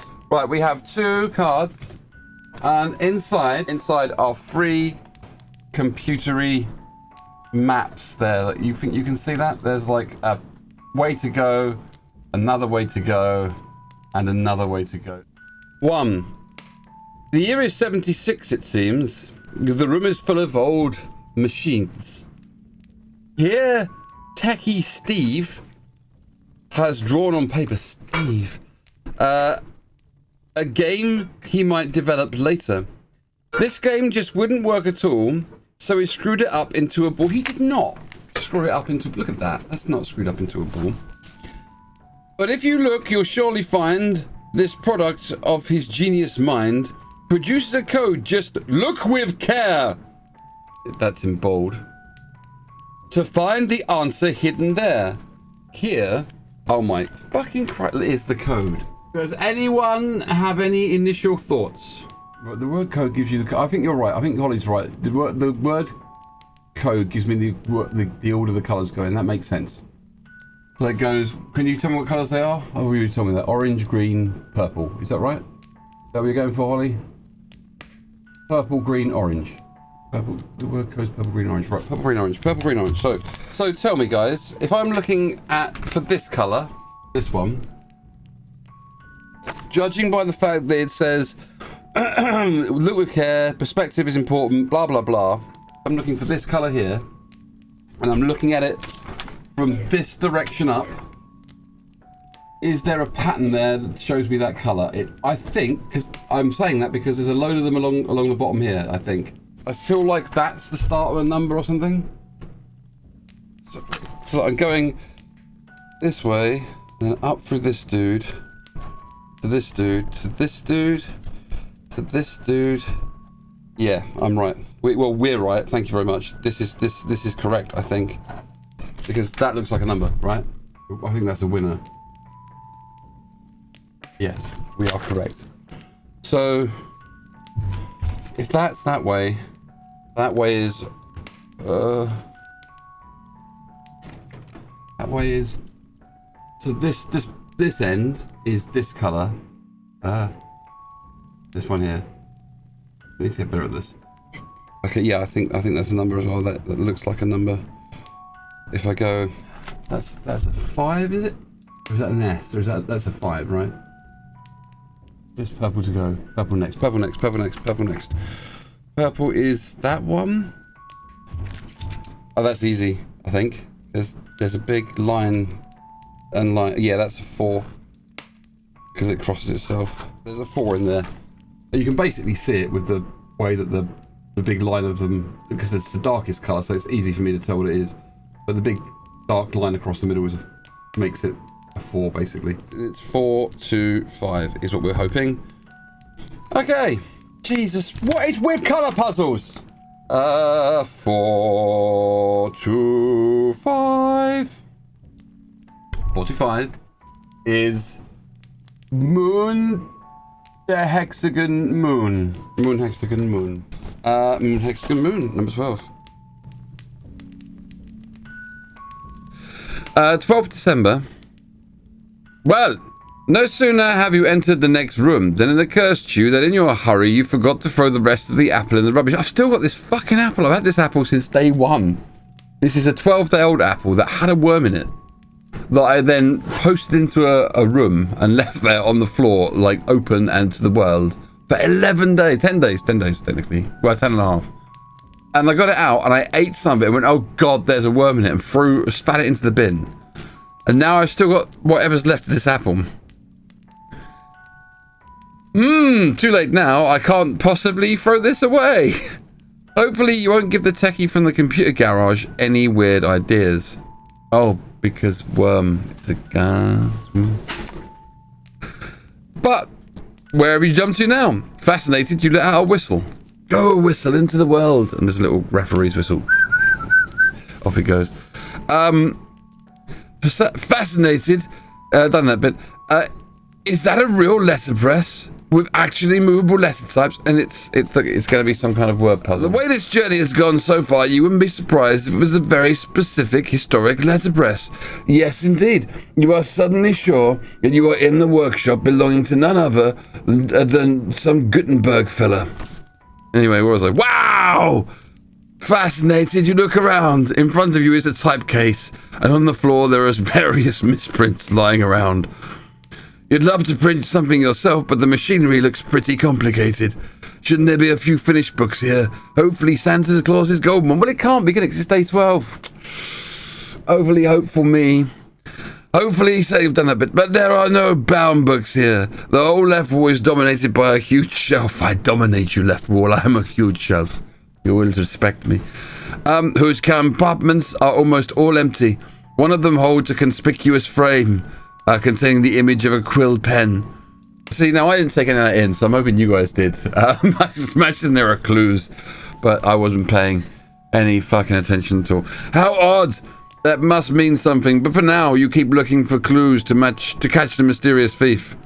Open door 12. Now, there's nothing on the back, but there is like this. Oh, there is this word. So if you've got the ability to have a screenshot and put it somewhere, I would take a screenshot and put it somewhere. Look at that. Oh, right. Open door 12. Okay, door 12. And here are the clue cards. And inside there is a chair with a printing press opposite. Yeah, there's some writing on the floor. So the writing on the floor says, the order reveals the order. That's helpful. And have you found what you were looking for? Then take a closer look. That's what's written there. and there's a golden quill. Now the golden quill is in a calyx unit, which is 3x3, and it is in the furthest right-hand side middle box. Gutenberg loved to solve letter puzzles with this quill. If you are clever, you can fill every column, row, and 3x3 square with exactly 9 different letters or numbers. Stream, what do we think? It's Sudoku. Oh, it's Sudoku. It is Sudoku. Why didn't I think of that? You remember Sudoku puzzle, which I've now done some of yesterday filling in. And this one, which was the one that we spoke about being the code one, says find the 3 W's.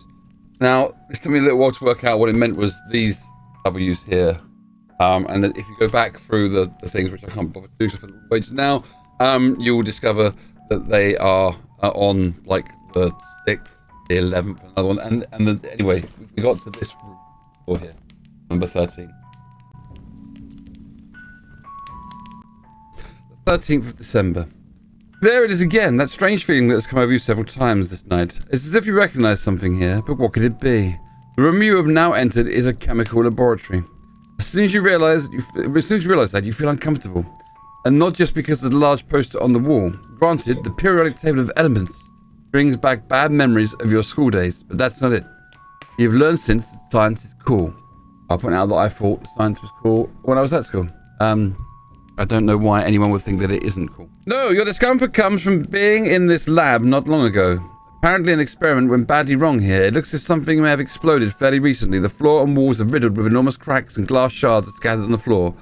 Several of the halogen lamps on the ceiling are broken, and those left bathe the chaos in the laboratory in a diffuse light.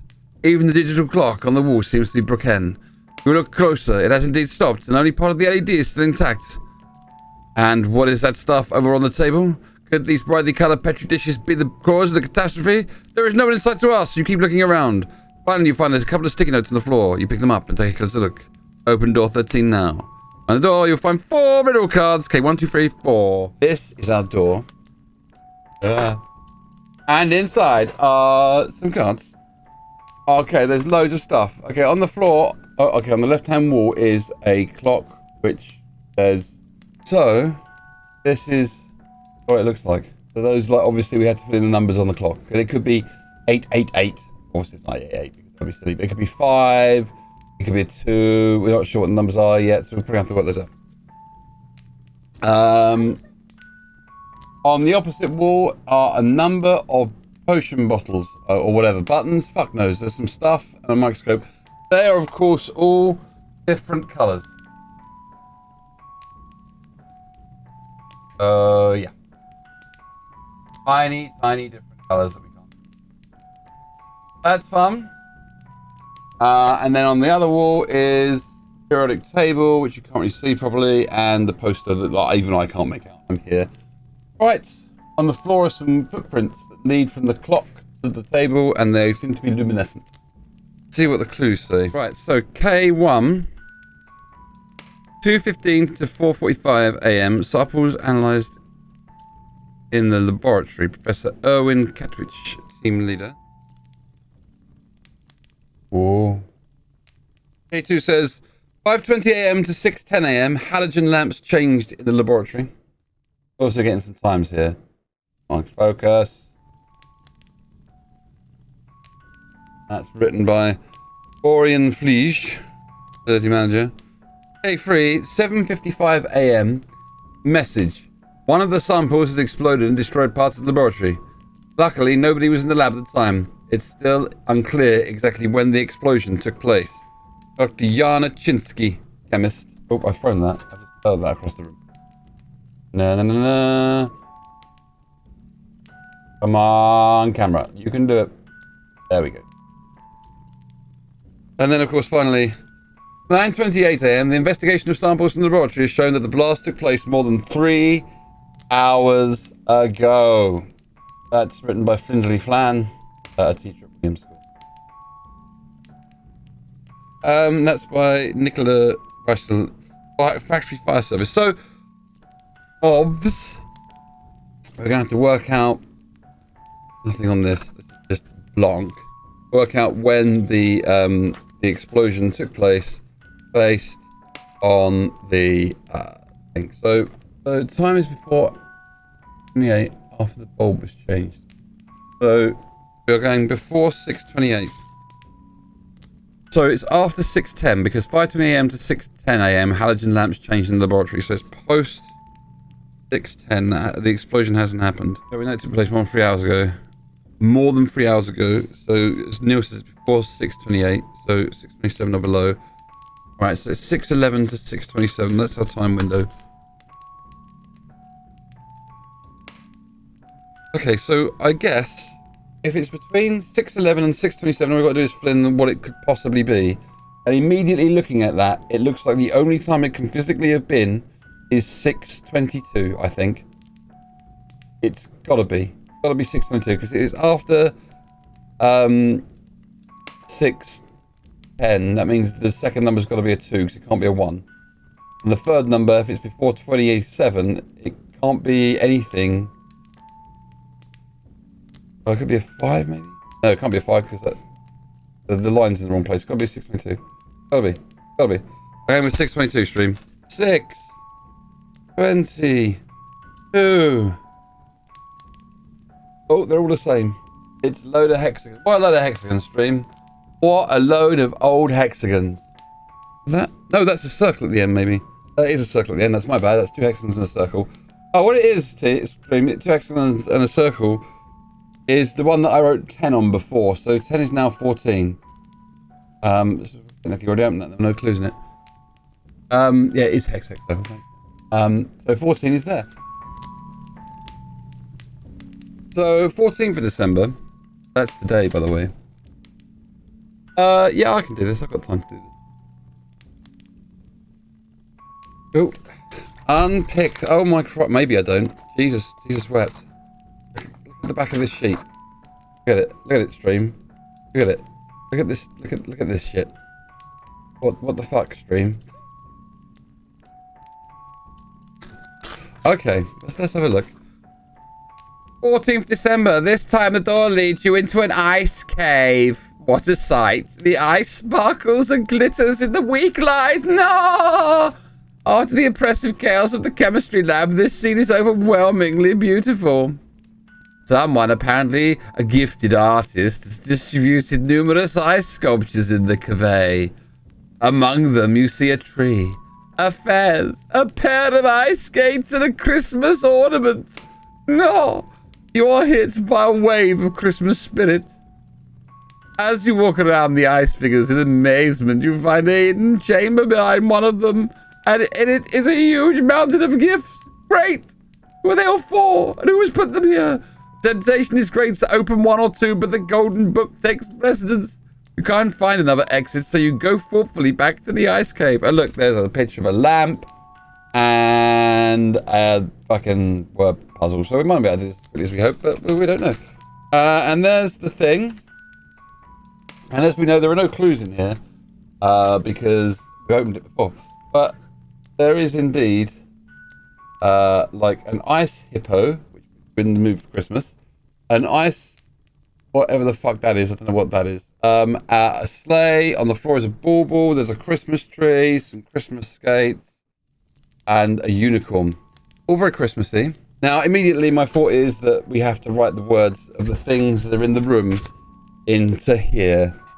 So like it's because the first word that is there is a 3-letter word, and in the thing it specifically mentioned a fez, right? Which to me means that they're thinking, well, if you want to write the words in, you might just write hat, so we're specifically going to say it's a fez. I'm just going to write fez in there. I don't know why this is here.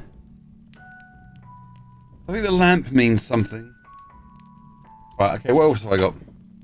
I've got a sleigh. Oh, it's a sledge. Yeah, that'll be tricky. Right, that is definitely a unicorn. Unicorn is how many? There's only 7 that was. This one here, unicorn. It's got fez unicorn. We've got a double barrel word. Good morning, Squeegee. Take a word puzzle. We've got a double barrel word there, which I bet is ice skates. Yep, it's got ice skates in there. I'm just going to write ice skates in there. I know you're not really involved in this stream, but I'm sure you're excited.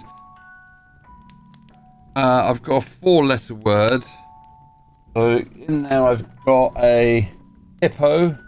Because, you know, why wouldn't you have a hippo? What looks like a soda stream.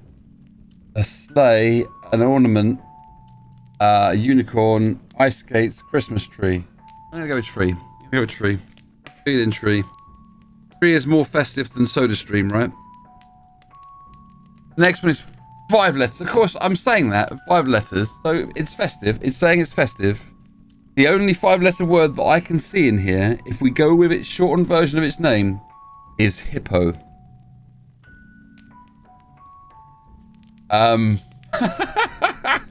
Next is a 6-letter word. That last one's ornament.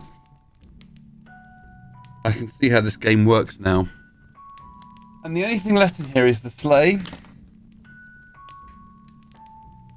which is a 6-letter word. But it could also be sledge because. What should we go with, sledge or sleigh? What do you think? There's no. Is there a difference between the two things? Can you see in there? Yeah, you can see. We're going sleigh, are we? There it is. Right, the consensus is sleigh. So, we now have these words. Can you see those? And almost immediately now that I'm holding it up to the screen, like some of those letters look weird up to the light. So, and there's a light above it. So I think back. Yeah, look, so you can see it. Yeah. So I doubt you can read it, but you get the idea. ZER091. Yeah, we're on 091. I'm seeing 091. Ooh, that's clever. Not bad. I like it. I like it. And 091 reveals Diamond Square. That's over here in the corner, number 15. Oh, the 15th of December. The wooden floorboards creak under your shoes as you step into the next destination. Shortly afterwards, you have to sneeze, and again. And again. You, pretty dusty. That's my me voice because London. And that's how we all sound. When you get over the sneezing attack, as you can tell, because that's how I sound generally. You can finally look at the room properly. Pretty children's toys are lying around, but they don't seem to have been used in a long time. Most things are neatly stocked in the corners. Other than that, the room is noticeably empty. Suddenly, you see to hear a happy laugh and soft Christmas carols from somewhere. It sounds like it is coming from very close by, outside the door. The village is as still and silent as before. So where did the noises come from? After a little searching, you find a small skylight. You lean closer and peer out through the glass. You know the village you are looking at. It's the exact same mountain village you are in Riggett now, only you are seeing it at a very different time. There is a brightly lit Christmas market and lots of hustle and bustle. Such a lot is going on. Behind you, outside the door, is the same village, still deserted and quiet. But here through the window, it is filled with life. Unfortunately, the window cannot be opened, but you can still enjoy the wonderful smells of mulled wine and gingerbread. You watch the goings-on for a long time, but eventually you get nervous and can't shake the feeling that you should be on the lookout for something very specific. What? Please turn the page and open door 15. Right, so you'll find no riddle cards or strange items. So I'm on the lookout for something. It'll be denoted by the room, which is empty. And I have to kind of work it out from this puzzle, which I'll try and make more available to you. Do we glean anything from this initially? Well, when I look at it in here, I know that there are little red hats on some of the buildings. They are definitely red. See, there's like a little dude wearing one here. There's like a dude wearing one there. There's a dude wearing. There's little red hats everywhere. Door number 15 has inside. Okay, it's a room. Show you, but again, there's like the I can PC's gonna be in the way. There's a ladder with the name Alice, and there's a little fire truck. And on the floor there is a bell, arrow that points up to a trapdoor in the ceiling, which you can't really see. And then over here you can make out a little house, and like a reindeer with painting in the background, and some other shit there that it does say attic. How can you guys read that and I can't? So there's an arrow pointing up to the attic. Oh! Look, the ceiling of the thing is completely interactive, and you can pull the thing down. Look, up there. Can't really see it, but oh, you can. There's an angel, a sheep, and the hats. The hats. So hat, sheep, angel, I guess. Yeah, I'm thinking the same thing. I'm thinking that it is, in fact. Right, I'm going to ring what I can see, and you can tell me if I've missed any out. No, I need a different pen, because you have to live it. I only got one pen to hand. You're not going to be able to see them, I don't think. So, one there. I know you can't see. I know that you can properly. Because at the moment I've got 7, 8, 9 sheep. Good, because as it goes. Hats. 8 hats. 9 hats, and I would have missed that hat. There it is. And again, 9's as high as it goes. Okay, angels. 1, 2, 3 angels. Right, so I can see definitely 9 sheep and 9 hats. Definitely 9 of the sheep and the hats. Did anyone see any more than 3 angels on this thing? Because I can't. And if we get it wrong, it's not like a puzzle that we can really, come back to or anything. It's not one where we can get the decoding wrong. It's just, have I missed an angel? 3 angels, so 993. 993. It gives us circle, square, plus. Circle, square, plus. Yeah, circle. Day 16. So day 16 awaits us now. Okay, 16th of December. I will now narrate in my narrator's voice. You step through the next door and find yourself on the bridge of a steamship. It is niggata time and bitterly cold. The ski is traversed by greenish strips of bright light. Exciting, isn't it? Briff-talking. They must be the aurora. Below you, you can hear the deep roar and pounding of a steam engine. The bridge is strangely deserted. Now I'm doing French. Shut up, all you stream bastards. The bridge is strangely deserted, so you can look around without bothering anyone. Which ship have you landed on, Hire? You read the ship's name on the label. RMS Titanic! Because I've got to use my North London voice, because it's me. Oh no! Where is the cat pain? So Santa's dumped me on the Titanic. That's charming. You find him outside, leaning on the deck's railing. Captain Smith, you say to him. That's a normal narrating voice. But he just stares excitedly at the sea and does not look at you. Look down there on the ice floes. They are penguins in the northern hemisphere. He shouts, without turning to you. Or could they possibly be specimens of the notorious Great Auk? Or whatever, shut up. I thought they were long extincte. I must note the position of these aminos in the log book. This will make me famous. You don't quite understand his excitement. But you follow, and I'm just in random, I guess I'm going to do random voices for apparently, but you follow the captain's gaze. You also spot a number of black penguins on the surrounding ice floes. How cute. But how is that supposed to help you with your mission? Once again, you try to get the captain's attention, but he ignores you, determinedly fully absorbed by his observations.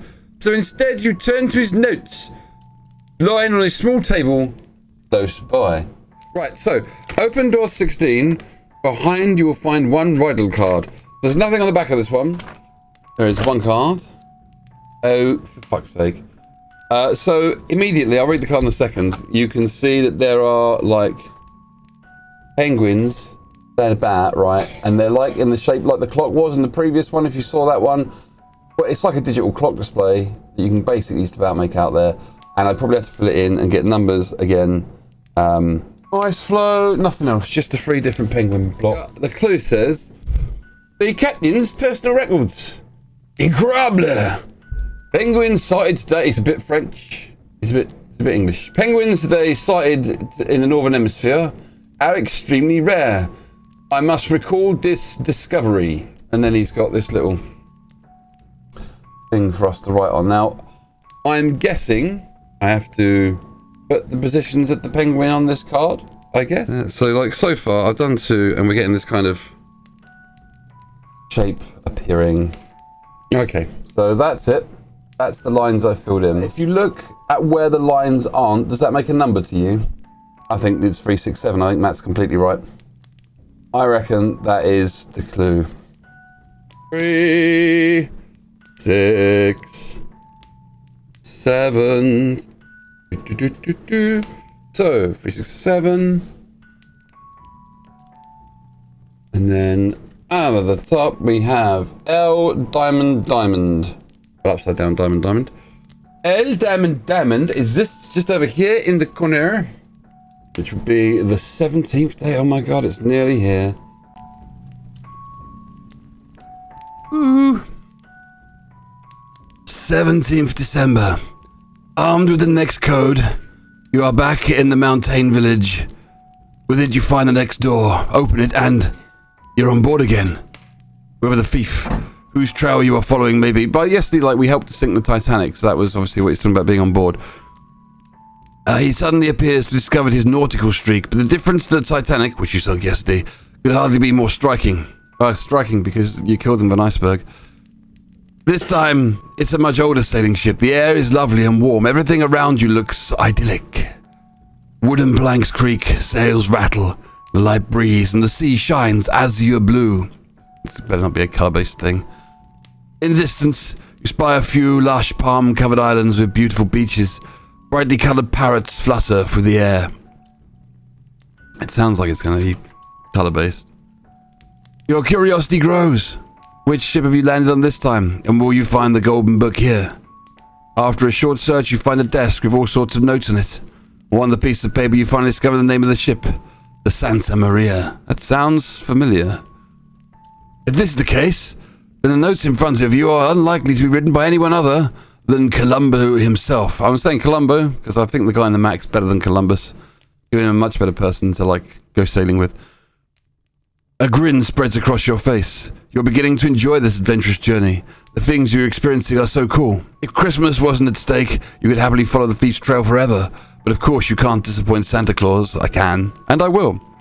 You gather up the scattered papers into a neat pile, hoping to find the appropriate clue amongst the clutter by tidying up. Lo and behold, among all the pieces of paper, you come across Columbo's nautical chart, marked with your current position. Very interesting. Unfortunately, the islands are not labelled. 3 ships are shown. If you are not mistaken, the other 2 will be the Nina and the Pinta. But how will that help you follow the thief? Oh, that's a good question. 17 is here. It's in this corner. We did this yesterday. Inside is one riddle card. That's never a good sign. And looking around on our right, we've got an island. On our left, we've got an island. There's not much here. There's the sail above. There's the burbs. There's not much going on in here. Probably something on the back. That's probably the map. And is there something on the back stream? Yes, there is. There is what looks suspiciously like a color-based thing, and some warts. There's a wart by the Skull Island, brought by a little normal island, which I guess is where you are because it looks suspiciously like in the thing that you're by just a normal looking island. So I guess that's you. A boat by a thundery lightning island. The logbook of the sentiment. I'm full of like snot and green. I shouldn't have done that voice. Someone hid my compass.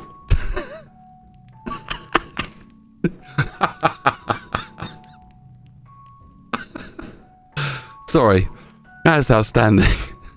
It's like, what should we do? I don't know. We're just like float about the ocean. No one knows where the fuck we are. What should we do? Let's hide. Let's hide the compass. That sounds like a plan. But then we won't know where we are. No one will know where we are. I know no one will know where we are. But let's throw it in the sea. Then we will just die out here. Okay, I see no mainland through the swell. I sent 3 ships with fate in hand to sail and seek the promised land. Oh my god, he rhymes this stuff as well. What a dick. The first took palm trees as a start. The second sailed from a stormy heart. The third began at Dead Man's Mountain. Each sailed 10 hours. You may start counting. And at 10 hours, please tell to me just what you found in the briny sea. Is it on the box? I think there was something on the box. There is a compass on the box. There is a compass on the box. Are the colours on the compass on the box relevant, stream? Are they good colours for me? And are they good colours for this shitty map? There are 4 compass colours. Yeah, and they've got north, west, south, and ooh. So either, like me, their keyboard isn't working, or ooh means something. Okay, so we found a compass. That's good. So if we go with this dude, right? This dude here in this color. What color is he? Green. Right, green. So what green is this color, I think. So that's west, right? That matches up the shading there. Does that mean he went west? So if we do 10 squares, right? And we say he goes west and then whatever that color is, and then just draw them in. That seems likely. If we go, so he's gone this way, south. Obviously he's had to go that way, and then that way again, and then that way again, and then up. Stupid. Up. And then what? This way? That can't be right. Oh, that's north. Yeah, okay, right. North. I mean, I've done 1, 2, 3, 4, 5, 6, 7, 8, 9, 10. Is that a number? Is that some kind of... Is that a number? Okay, let's try the other ones and see if maybe they become a word, because sometimes when you do this, they become a word. So, if we go with happy number 3, he has to go 1, 2, 3, 4, 5, 6, 7. Oh, he's going to the other one. 8, 9, 10. Uh-huh. Uh-huh. Oh, wait, I see. Wait, maybe it's the... Yes, so that you're right. That might be the number, isn't it? 4, 8. And then the last one goes 1, 2, 3, 4, 5, 6, 7, 8, 9, 10. So what do you reckon then? Oh, and they had an order, didn't they? What order was it in? Palm trees, Stormy Heart, 4, 6, 4, 8, 4, 6, 8. This is the number we've got from that. 4, 6, 8 becomes Y triangle and then moon. Y triangle moon. Y. There is up here. Now where did I put that pesky pen? So day 18, tomorrow morning will be up here. Okay, 18th of December. What tale of... There's nothing on the back today, stream. You can barely believe it. I presume by that it means the film It or the book It by Stephen King. Now you are clearly in ancient Egypt, presumably with the murderous clown Pennywise. You enter the burial chamber of a pharaoh. So we're breaking into a pharaoh's tomb. Yet again, that strange feeling of deja vu overcomes you. So you feel like you've done it before. It's as if you've been here before. How would that be possible? Perhaps this place just reminds you strongly of pictures that you have seen, of descriptions that you have read. I think I've been here before because I've read a book. Again and again, it seems to you that the places which the thief visits are not entirely chosen at random. You shrug your shoulders. It could just well be that your strange feeling is a simple side effect of time travel. Fucking hell. Besides, brooding is of no use to you and your mission. You look around curiously. It doesn't smell as musty as you would have expected from a burial chamber. The golden sarcophagus and many hieroglyphs that decorate the walls meet your expectations. Even the artistically crafted figure of a large scarab on the ceiling fits your mental image. You step closer to the sarcophagus and trip over something on the ground. Open door 18 now! You will find riddle card N and three strange item keys. Okay. And indeed, I have found... Okay, so I'll show you the clues. We have... Oh, they're pop-outs again. 3 golden keys. I don't know why I'm putting them out about showing you them. There's a golden key. We haven't had pop-outs since day one. Oh, look. They clearly are letters. Maybe. This, to me, looks like the letter E. This... maybe looks like the letter L. Maybe. This looks like the letter F. I think the keys spell the word elf. So maybe we get to go and watch a really cool film. Who knows? Riddle card. In this tomb, you can see wondrous art from history. Oh, no. The ceiling holds the riddle clue, but there's a hint eluding you. A master found the code you seek and took it home sometime this week. Without the hint, you can't begin, so you'll just have to visit him. He left 3 keys when here before, then unlock his room's door. And when you understand the keys, your next move is sure to please. If you find the clue remainder, you'll escape the pharaoh's chamber. Right, let's have a look inside the room.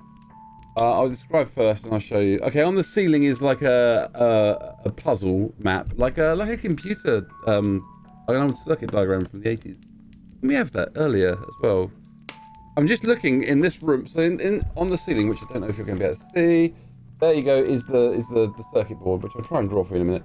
But also, if we look in the old room here, there's like kind of a similar sort of thing on the wall. What is that? And there's an elf. There's a fucking elf. There, look. An elf, and they're going to relate. And look at that. That's pure chance that I had that door open. Can't relate. And on the other room walls, there's just some stuff. On the ceiling is the thing. Okay. So I think we've found immediately a bunch of clues. So anyway, right. So yeah, I'm just going to kind of explain to you that there's a sequence kind of going. You can see the circuit diagram. There's a sequence on the wall saying you start on this side at like what looks like E, and then you go up and around to N. Okay, so it's spelling words. So this is saying O. And there's 1. Yep. 0. That's a 0. Gotcha. Right, because I missed out the Z. Right, so there's a 0. Where's my pen gone? 0. F. O. It's going to be 4, isn't it? There are the numbers between 1 and 10 that start with F, O. 0, 4. O. There's only 3 in that one. O. It's going to be 1. 0, 4, 1. There we go. So 0, 4, 1. Leads us to Diamond Star Square. Number 19. Okay, we have successfully identified number 19. There's only 5 more days to go. The 19th of December. Taking one small step, you land in the cockpit of an ultra-modern the ultra-modern spaceship. Of course it'd be an ultra-modern spaceship. There aren't old ones, are there? I suppose the 60s was a while ago now. Through large windows, you see hundreds of tiny stars. Points of light. Like points of light. streaking past at breathtaking speed. Then your flight suddenly slows. A huge reddish ball appears next to you. Wait, dang in my cockpit. Large reddish ball. You are now exploring the field of space travel. It's clear that this is a planet completely unknown to you. What are you doing in the cockpit? Strange planet. At least it's not one of the 8 known planets in your solar system. It looks like your spaceship is about to land. See, I read that as, at least it's not one of those. But I think it's supposed to read, at least it is not one of those 8 known planets in your solar system. And it's just badly punctuated. And it looks like your spaceship is about to land. Wow, with a bit of luck, you could be the first person to set foot on this alien planet. Perhaps you better think of some memorable first words for the history books. You think feverishly until beep, beep, alert, beep, beep. A nasty, oh, it's nasty. Beep, beep, alert, beep, beep. There we go, that's better. A nasty beeping sounds in sync with a red flashing warning lamp gradually increasing in volume. Oh, sorry. Beep, beep, alert, beep, beep. There we go. Oh my goodness. Oh, sorry, I'm from London. Oh my goodness. Doesn't really work with the accent, but we'll give it a go. Right, fuck. Something is going really wrong here. If you are not quick, then you'll probably be crashing rather than walking onto this new planet. Where is the crew? I'm stuck in here with this planet. Should they be dealing with this? But there doesn't seem to be anyone around. Where are they? You fight the rising panic that threatens to overwhelm you. Of course you do. I'm in a cockpit with a planet stuck next to my head. The threatens to overwhelm you. On the control panel, you discover a manual. You quickly grab it, but you cannot decipher the text. There's nothing on the back of this, which leads me to believe that it's all in the room, which is going to be really irritating. Strange, incomprehensible symbols run across the pages. You might as well be Klingon.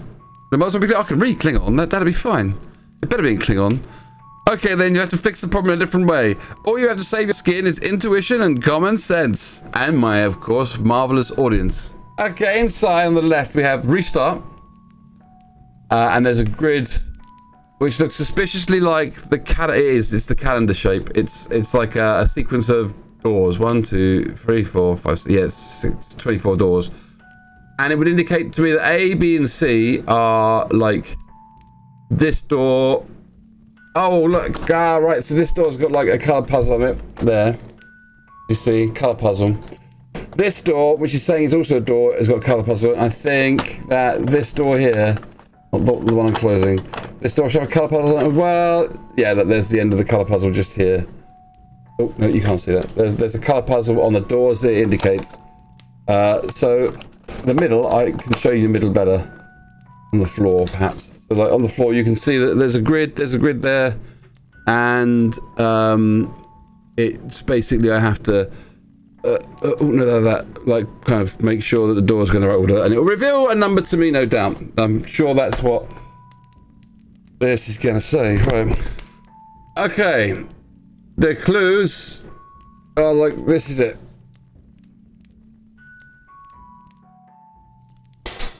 I'm going to guess the top one is like a radar, so it's like find something, fix something, poke something in the bum twice. That's what that means. There you go. So I'm going to try and see if I get a number, or you can help me so I get a number. So I'm guessing that, yeah, okay, so it says restart, repair, scan. So scans first because it's top on the list. So A is first flip, B is second flip. Right, oh god. I'm not sure. Can you see the colour order there? Like on the little traffic light thing? Can anyone tell me what colour order that is? Is it blue? Blue something? I don't think blue's an option. Blue, yellow, red. I think that's green. I just don't think you can see it properly. It looks a lot lighter. It says green, yellow, red, and it says that this C-A-B. Now I'm guessing I put the A flap across first. Here, this shape here, this 9 shape, is made of green, yellow, and red apparently. Do you think that? Is that right? What's next? What's next? I've lost my bit of card. That's just this bit of card. It was repair, which is B. So we want You first, you next, you last. Right, we're going purple, yellow, purple. Bill is concurring with Neil. I reckon it's 2. I think it's that. I think it's that shape there in the corner. I think it's the shape in the corner. Over this shape here. I can see a 2 and I think it vaguely matches the colours. So you reckon 9, 2. What impossible number are we going to have to try and look at next? Repair. Blah. Right, I'm just going to ask Bill what these colours are. I think this side. Grey. Ha ha ha. Grey, white and blue. Grey, white and blue. In what order are we doing grey, white and blue? A, B, C. Okay, I can see white on there. Oh, I don't know what that is. I can't even begin to work that out. Apparently we're looking for the grey, white and blue. You reckon 5? Oh yeah, I can see that. 9, 2, 5. Ba-dun-dun-da-da. So, it is circle, diamond, plus. So, moon, circle, diamond. What? No, moon, circle, no, moon, hexagon, plus. Fuck's sake. Moon, hexagon, plus. Is there a moon, hexagon, plus? Yeah, we have a moon, hexagon, plus. It's a miracle. It's a miracle. Moon, hexagon, plus. We are going for day 20. The 20th of December. Phew! That's me speaking. And obviously I'm a North Londoner, so that's how I speak. Phew! Crikey! And such, if I say. Thankfully that works out fine again. We're very happy to be back in the snow-covered mountain village, even if you're freezing. What happened yesterday? Oh yeah, we had to do like that weird code puzzle thing about setting off World War 9 or something. So your eyes feel awfully heavy. Every time I stop to like comment, my voice always changes. Your eyes feel awfully heavy now. How long has it been since you last slept? And that is a question. You close your eyes only for a moment. Such a relief. As you awake, you see a white wabbit and a golden pocket watch. The game doesn't know too much. Hopping in front of you. From large to small, from large to small. It shouts like a mantra and hops away. What on earth? How tired am I? Rubbish, mate. My throat's sore. You rub your eyes.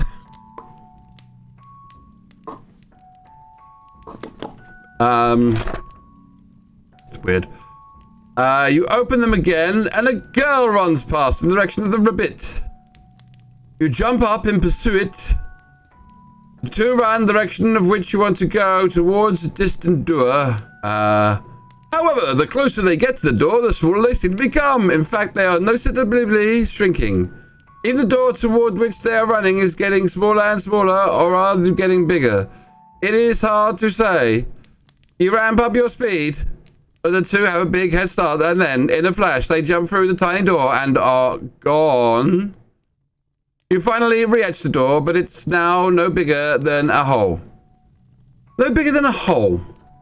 Let's consider that a sentence. No bigger than a hole. So, obviously, the writer of this, a hole is a small thing. I've seen really big holes. Sinkholes, for example, that cars fall into. That's an example of a hole. Craters are holes. The moon is full of them. Anyway, so they've gone through a large opening. What am I supposed to do now? They've gone through a massive opening. How am I supposed to follow the trail of the golden book? Brute force surely won't help you here. The situation seems to require a touch of cleverness. A touch. You don't want to remain stuck in Wonderland forever. Open door 20 now. And you will find no riddle cards or strange items. Wonderful. Day 20. Oh. Okay, so day 20 only opens by making a hole. Look, it's the hole. So I'll just stick my finger in. See what's inside. The answer is nothing. Nothing is within. Well, that's weird. You see inside? Not a freaking chance. This is weird. Okay, there are like bumps on the wall. Okay, so it's a fleeting thing. There are like raised bumps on the wall. It is braille. I can sort of do braille. Okay, so there's something that feels like a loopy thing. I'm going to call that a 2. That is definitely a 2. Oh, that's maybe an 8. Well, there's an 8, a 2, and I think a 1. How am I supposed to know? Oh, because I shouted in it's in bold letters from large to small. From large to small, so it's 8, 2, 1. That's it. 8, 2, 1 gives us diamond, hexagon, diamond. Oh, there is. This is right there is diamond, hexagon, diamond. So we're going to call that day 21 and hope for the best. Today's story for you beautiful children. Behind the next door, a vast desert. Morning, Williams. William is sneaking. Put your PC on. William is sneaking into the room. A vast desert is waiting for you. Even though night has fallen here, the heat is still stifling. You notice a caravan that has just started to move off. Oh, it's the camels for the baby Jesus. Heavily laden camels roar. Roar. Thanks, Bill. They trot along, one behind the other. Apparently, they knew exactly where they were going. They were going. Good.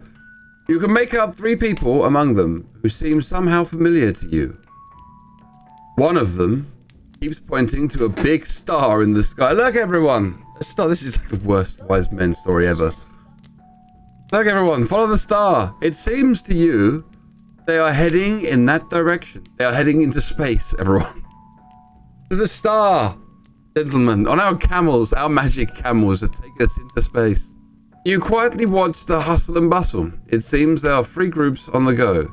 And just look at the stylish blankets in bold letters. Apparently, each of the groups has a preference for... Oh, well, would you believe they have a preference for a particular colour? You wonder...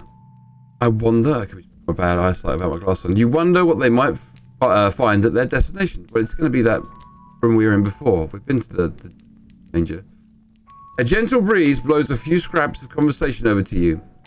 And now I have to do a wise man voice. If you keep dawdling, we'll be there on January 6th at the earliest. Oh, they're going by the Roman calendar then. Are you down with the baby sandals? Baby sandals? Is that a band? Is that a band, Baby Sandals? If we don't find them again, we'll have nothing but myrrh to give him. You raise your eyebrows. They don't seem to be very well organized. You doubt they will have any idea about the Golden Book or how you will find your way forward.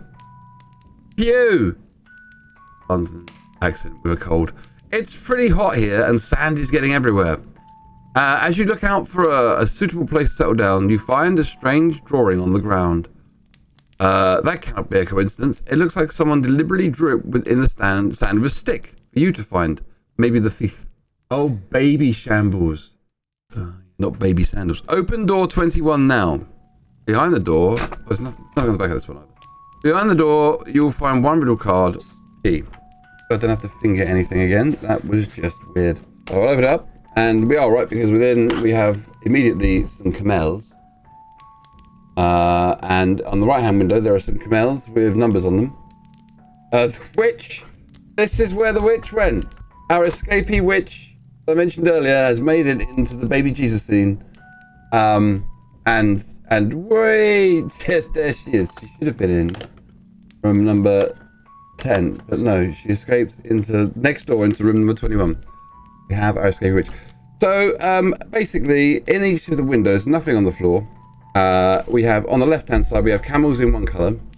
I'll make out with the numbers that I can't see because I haven't got my glasses on. And then in the middle, we have some other camels with some numbers on that I can see because it's well lit, which is 16, 9, 21 to 19 and 5. And then on the other side, some camels. So it's probably got to draw a map across the doohickey, this thing. Somehow with a color related thing that I can't see. But let's look at the riddle card and see what that says. Oh shit. As you can see, it's got 2 empty door windows and a line. Maybe a stick. I'm not sure what that means. So we've got some kind of camel color map with numbers on each camel which lead us to various doors and a weird looking thing. What are your thoughts? There are 3 selections of camels, each wearing different colored bibs, and on the bibs are written numbers which I think correlates the doors. And then we've got this with the line. I'm just going to draw lines between them. Right, so I need a bit of paper. Nothing's where it used to be. So the first camel bunch are in whatever colour that is. Can't see that colour. It's that colour. It could be blue, could be puce, could be pink. Their numbers are 15, 7, 14, and 1. 1. Right, so the red ones, saying red or orange or something. Red, Billy's saying red. 15, 17, 14, 1. Okay. Right, so 15 is here. 7, so straight up. 14 is there. Straight up. 1. Where do we start?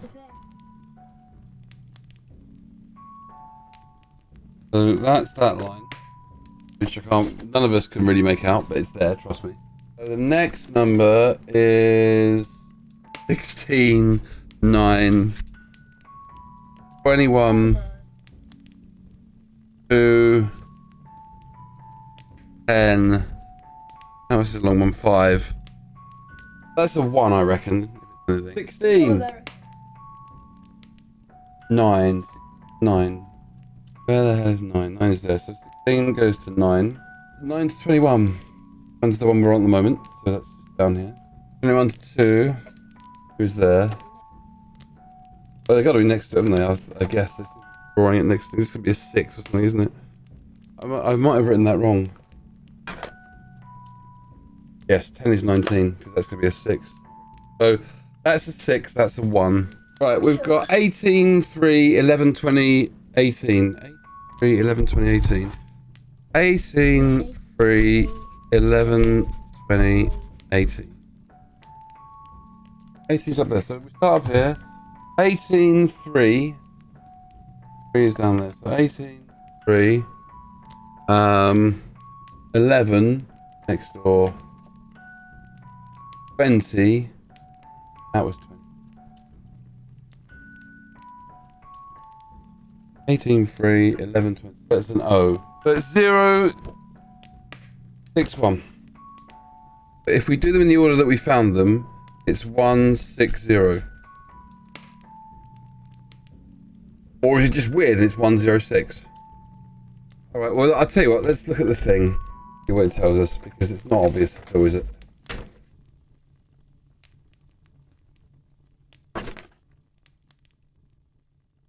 Blah, blah, blah, blah, blah, from back, comment, yeah, so we've done it right. Blah, 0, 6, 1, the digits we should get. Make sure you put the digits in decoder, the red decoder strips at the top. Oh, right, okay, so we do it in the order of the decoder strip.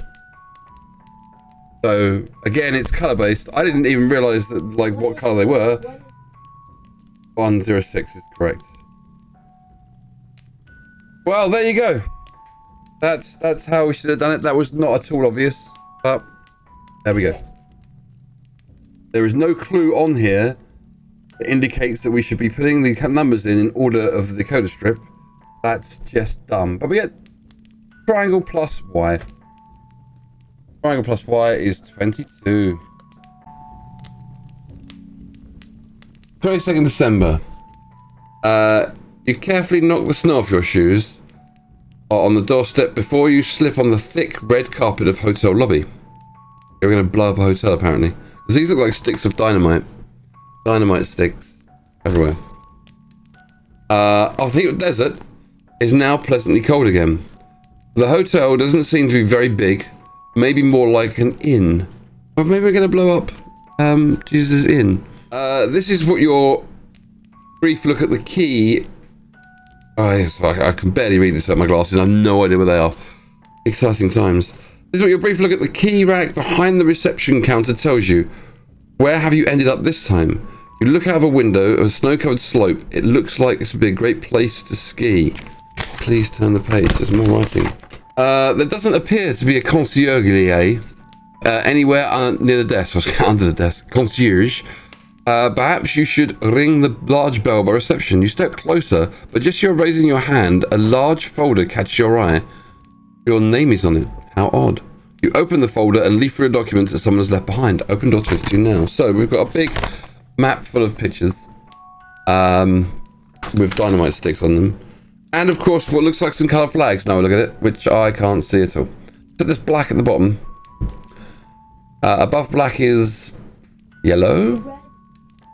Above yellow is... Good morning, Mike. I don't know what that is. That could be any colour at all. Up here, this one here. This is what? Green? Green, maybe. And then down the bottom corner... Or no, the other one could be blue, green, blue, blue, green, blue, green. I don't fucking know. Whatever. 22. Day 22. Yeah. So let's open up day 22 here, green. And we'll look inside. And of course, here is the jigsaw that I was missing. I'm in the foyer lobby, and out of the window on the left is a flag of a particular colour, which I can't see. Ahead of me is some pigeonholes and a desk with a Y and 2 handprints on it. Looks very rude. And then on the other side is another flag, so I'll see if I can... There's the handprint thing.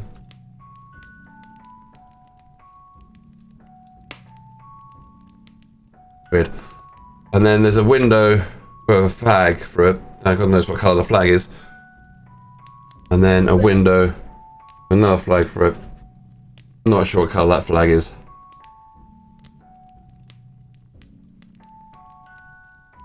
On the floor is the carpet, on the ceiling is nothing. Okay. So, Q1 says, I don't know what it says. It's tiny. I can't read that, unfortunately. So, I can read it up there. We warmly welcome you to our wonderful ski resort settled 2,000 meters high in the mountains. We wish you a pleasant stay. To ensure your skiing experience is as safe as possible, we carry out targeted avalanche explosions on a daily basis. Please don't worry, we only detonate the areas that are completely out of range of our guests. December when? 2020, right, okay. And the second card reads, we have a detonation scheduled for immediately after the lifts have closed today. We'd like to invite you to participate in this exciting event. We have laid charges, and you may desire which trees to detonate. You may decide which trees to detonate. Which should it be? What does your training eye say? Ignite the contact charges from top to bottom. I wish you every success. Sincerely yours. Why? And let's see what we can do. Oh, that bit's already done for us. Ah. No. Do the edges first, Stephen. Do the edges first. Upside down for me. Just make it quite difficult. Whatever. You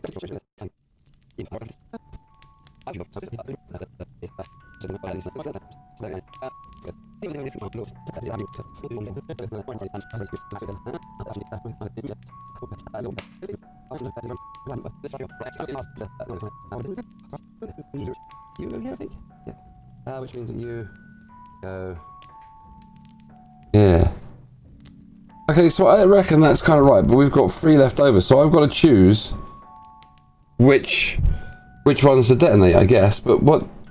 Anything on the back of them? There's nothing on the back of them, is there? No, they're all just blank.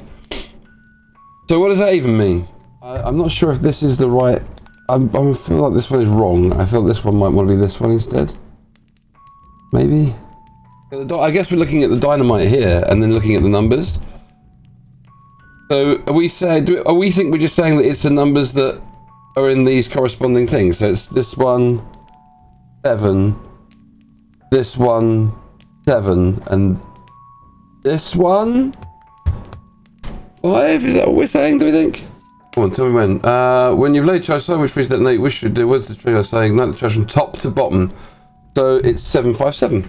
Okay, 757 gives us L Moon Hexagon. L Moon Hexagon 23. 23rd December. You are full of hope when you get through the next door and finally see a person standing there. A slightly older man with a chaotic, quirky hairstyle writes in chalk on a large blackboard. Better not be Einstein. Clack, clack, clack. The chalk scratches across the board as he writes down a complicated-looking formula. He's so lost in his work that he doesn't even notice you at first. When you try to get his attention to ask about the golden book, he stops you abruptly. Gosh. He gestures at the board without turning around. Can't you see that I'm on the verge of a breakthrough? The scientist doesn't interrupt his scribbling on the blackboard. Are you looking for something? Because unless you have evidence of what I'm working on right now, then I don't have much use for you.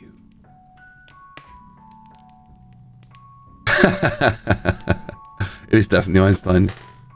Nevertheless, I always like to help a searching spirit. Often the truth is hidden beneath the surface of things. He's gonna cut my skin off. And here in bold capitals he says, the art is to know where to dig. Once you've found the right place, it really isn't difficult. That's Einstein. You realize you won't get any help from this man, You realize you won't get any help from this man, and he continues to talk without a break. As an introduction to the subject, I recommend this book about the forces of nature. For a brief moment, you think that he might conjure up the golden book, but of course you are disappointed. The man continues. Before I turned to mathematics, I enjoyed leafing through this volume. The building instructions for the mighty pendulum are particularly exciting. And now he giggles quietly to himself.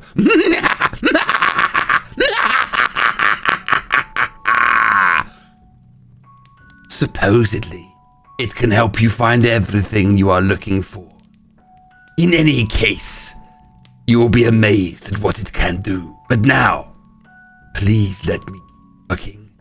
Time is relatively short and I have to get back to some serious science.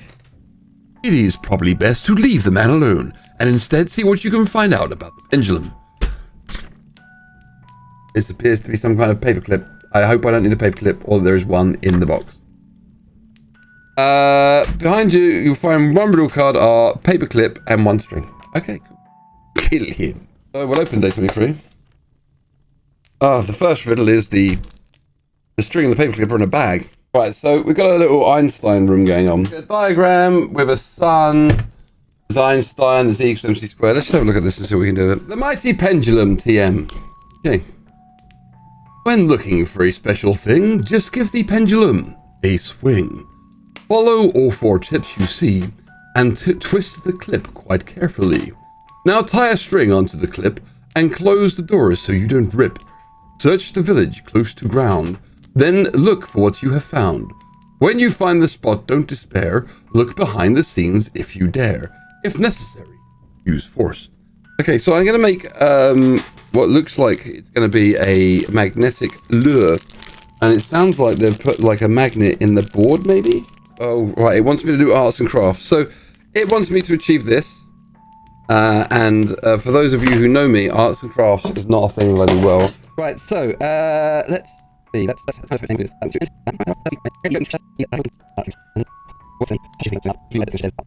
achieve vaguely the same shape. Right, so it wanted me to tie the thing onto the thing. Guessing through here. Not that I'm.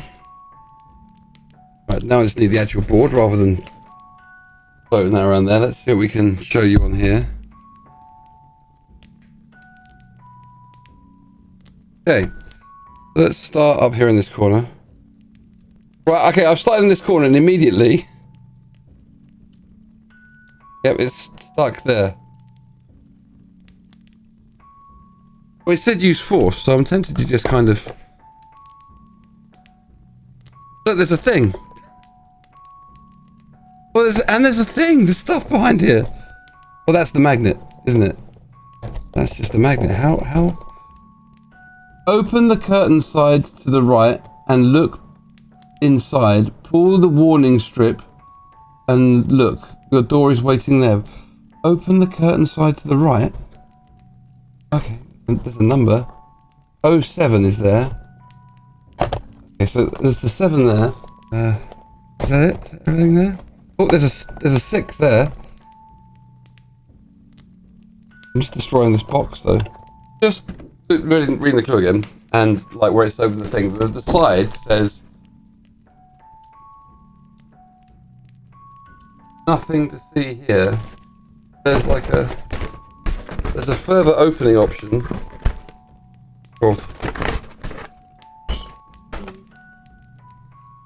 Ah! Door 24 is here. 24 is in here. Okay, I found door 24. There. Door 24 was in the side of the box. 24 December. In today's voice. You have circled the whole mountain village and are now approaching a door that was previously completely hidden. Though more improvised than powerful, the pendulum actually worked. And it was like Evil Einstein yesterday, wasn't it? Who would have thought it? Will you finally recover the golden book now? It's about Timmy. About Timmy? It was Evil Einstein yesterday. It is I, Einstein. As you get closer, you recognize a number of rather auspicious one. A rather auspicious one. Emblazoned on the wooden door. 24. If you're not used to my method of reading, obviously that's auspicious. Your hands begin to tingly with tension. You hardly expect to be able to open the door. But what is this? There is a knotty on the door. So I've got a little note. I should have torn this out. There might be stuff on the back. Is there stuff on the back? There's, oh my god, there's loads. There's an epilogue. Epilogue. Lots of writing on the back. The note. Ooh, the note says, "How nice, my friend, that you are here. Congratulations, most sincere." More rhyming shit. You found your way through every test, so you've earned a little rest. You've nearly ended your long journey. So could you do one last thing for me? Solve the clues behind this door. But then you must find one door more. I'll be there waiting, you shall see, but hurry. I don't like old. Okay. You scratch your head. What a strange rimmy. Did Santa Claus write it? But how would he knew about the hidden door? Or perhaps it was the thief. And what's this about his tea getting cold? He has got some nerve. And what was that about another door? Could you have missed something in the village? You make up your mind to check it out soon. But right now you must open this door first. And this is in bold. Right in front of your nose, which is now red and running from the cod. After all, this is supposed to be one of the two parts to be found for the final riddle. Now open door 24. Oh, there's stuff on the back. Oh, that's for another door. Behind you will find one secret massage. When you have found the secret massage, continue reading on the back of this page. Okay. I will open the door. I think it's still supposed to be attached to the thing, but whatever. I could just turn it over, but I'll open it just for the drama of the opening. Da, da, da, da. A secret massage. Give me the secret massage door. Oh no, I don't want to rip it off because it's got a word search on the back of it. I need to take it off to get to the message. Don't rip. Congratulations, you are almost there. You have found 2 pages from the golden book. I am now very proud of you. I'm now very proud of you. Now all you need to do is the book itself. What? I'm confused. Do you know where it is hidden? A tip. Search for it in the unreachable room. What?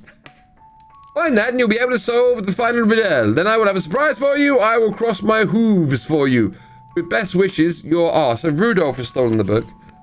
When you have solved the final puzzle, read the epilogue story. So there's this. Search for it in the unreachable room. Is there a room on here that I haven't looked at yet or something? Oh, there's the one that isn't got anything on it. This is one that we haven't opened. I'll open that. Yeah, I get it. Right, I'm with you. I should have read this first. Yeah, so the golden book's in here, as described. I just thought it meant read the message and get on with it, you know. Oh, golden book. Hello, I've been expecting you. So glad that you found me and the heart of my plan. My magical time machine. The golden book you're looking for is indeed here, firmly clamped in the machine. However, it is not entirely complete. To free it, you will need 2 missing pages. When you have solved the riddle and found them, please bring me here. Until then, I will drink tea and occupy myself with Christmassy thoughts. What would Christmas be without? So it's got a collection of words, and what would Christmas be without? So I'm guessing that we cross out the words that it says from this word search. Right, I'm looking for loads of words apparently. Party, singing, baking night, peace, feasting, love bells, or whatever. Okay, party. We've already established the party is here. So, party goes. So you'd. Why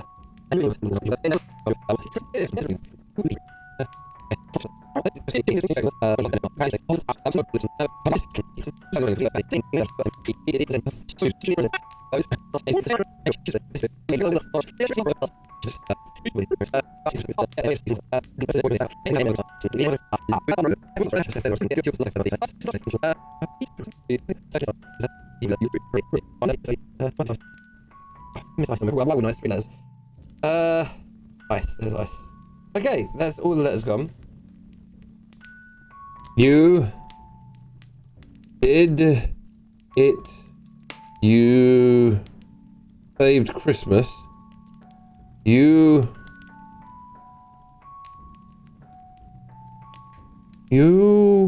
will find your present behind all the rooms, and you can tell your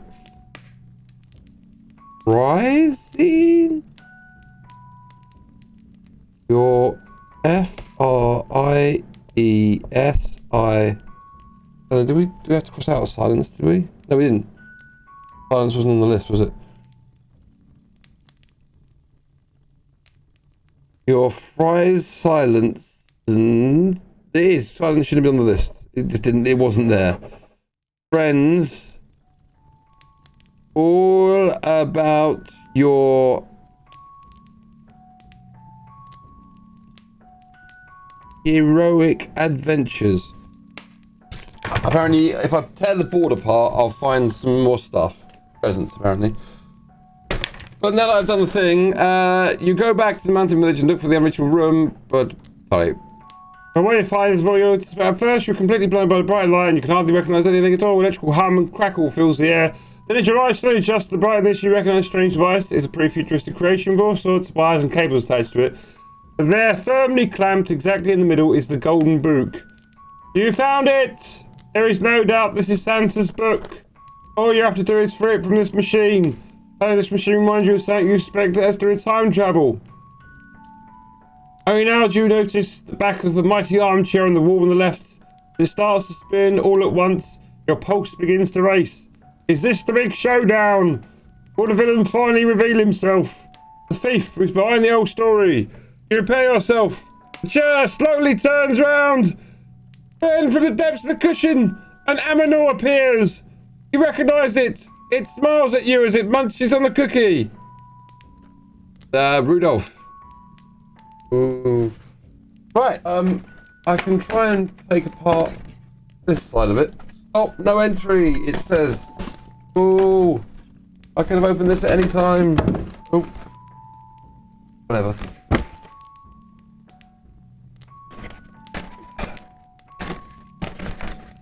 Is there anything behind here?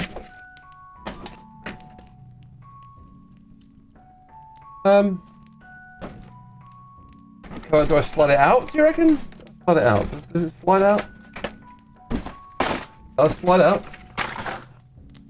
Oh, things are falling out of it everywhere.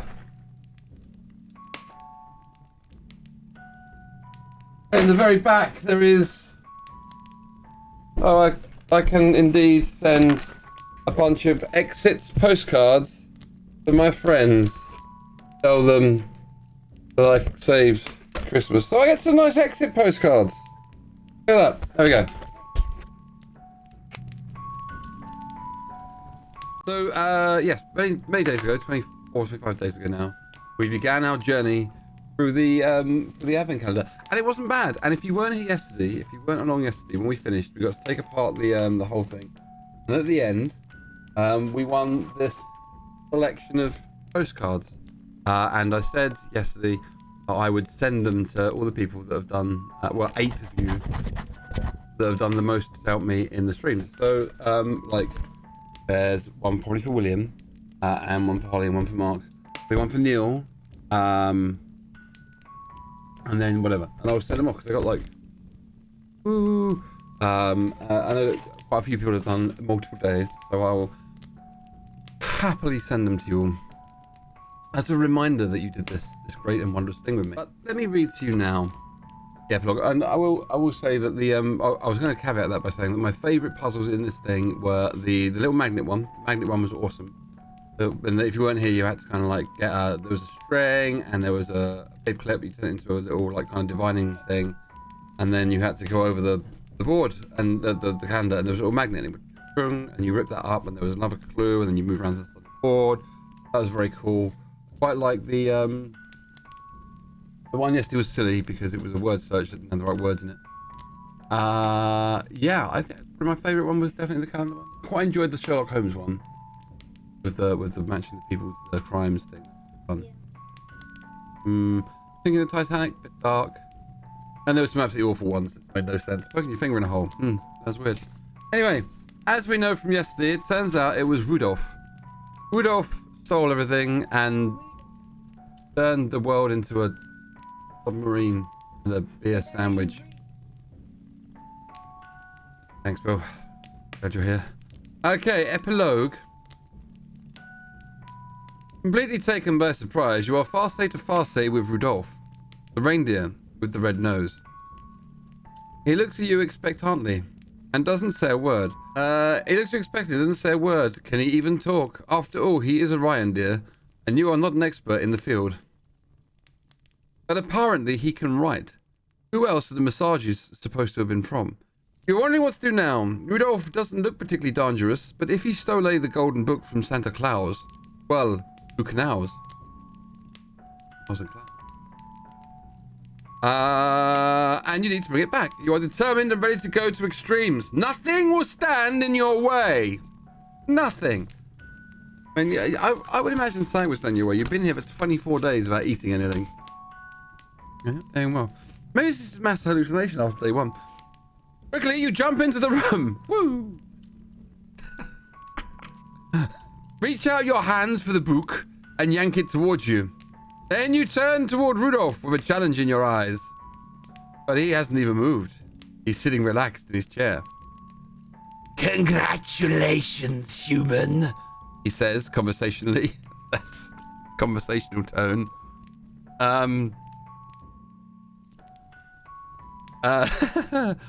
Which would also clarify that he can speak. Thank you, geezer, you reply, rather puzzled, because London, don't forget.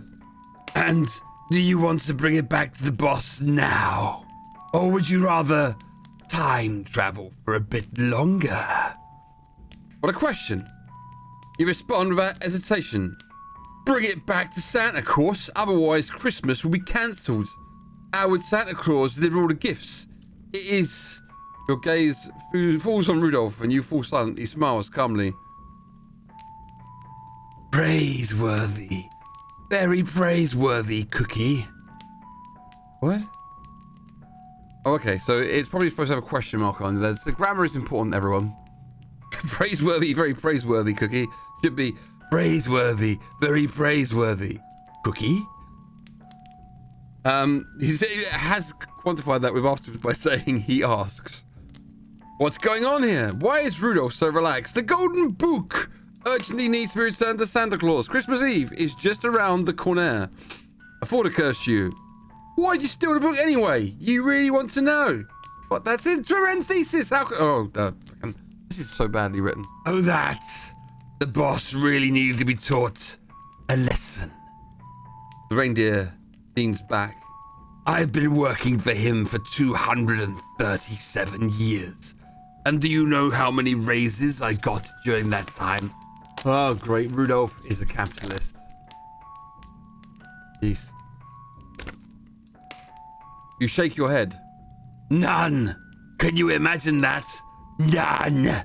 I do all the physical work every year, and the fat guy relaxes in the sleigh." Harsh. "And when you ask for a holiday, he just laughs. Ho, ho, ho, and evades the question. What do you think people would make of reindeer at the South Seas? But I'm always at the North Pole. It is boring. People only know me for my red nose, but I'm not some stupid animal, and I really need some intellectual input." Rudolph pauses to collect himself, and you use the pause to object. "Okay, but I don't quite understand what this has to do with the golden book. In it." Rudolph replies with a full mouth.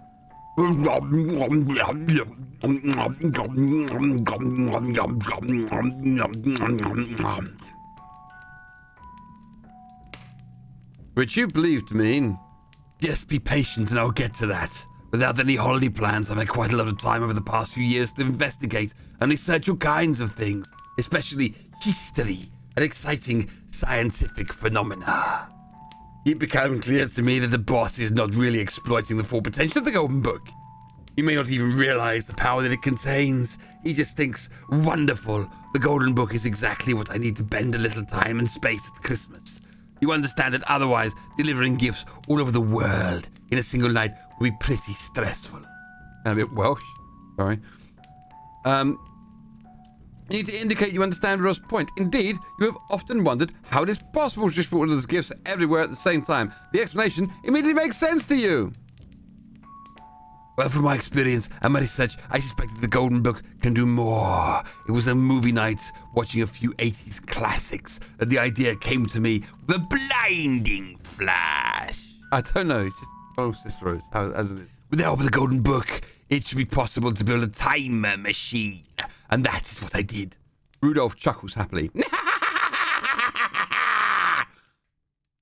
Now I've had a thorough look through world history and all the great places I've always wanted to see.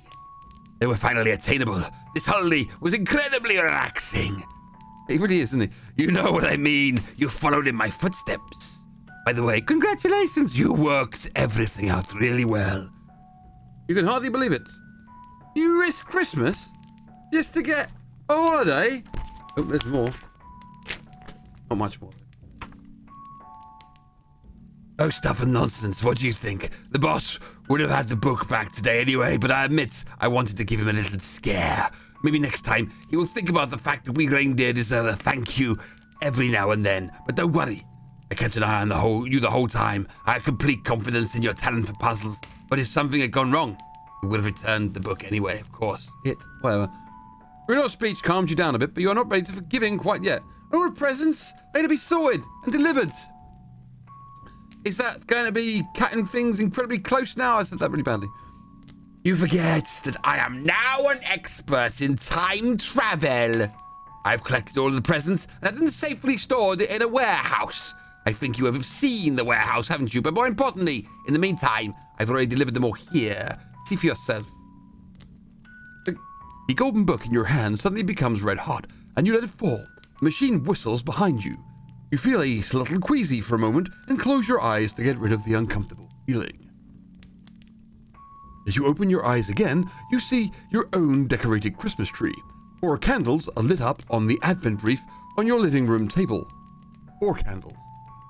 Hang on a second. How did you even get here? And it's Christmas already. There is a large pile of presents under your tree. Hadn't you just got back from Christmas shopping? You think about it for a moment. There was a blizzard, and then how much time has passed since? Yes, it, Neil. Exactly that.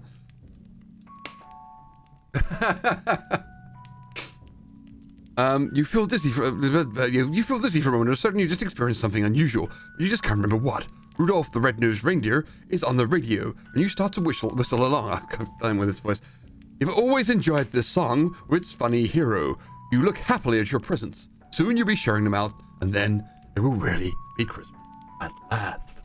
There we go. That was it. That was the epilogue. And I've just noticed that in the back of this book is a room for notes page at the back, because that's where you'd look for it at the end of the Advent Calendar book.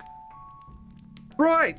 It's been an exciting 15 minutes. I hope that you enjoyed at least the humorous affectations I attempted to bring into the storytelling of this particularly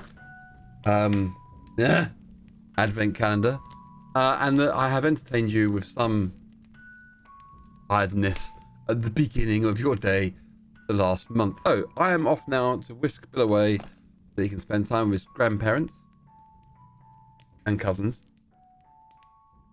Is that right, Bill? For once, he has nothing to say. He's not listening to what I'm saying.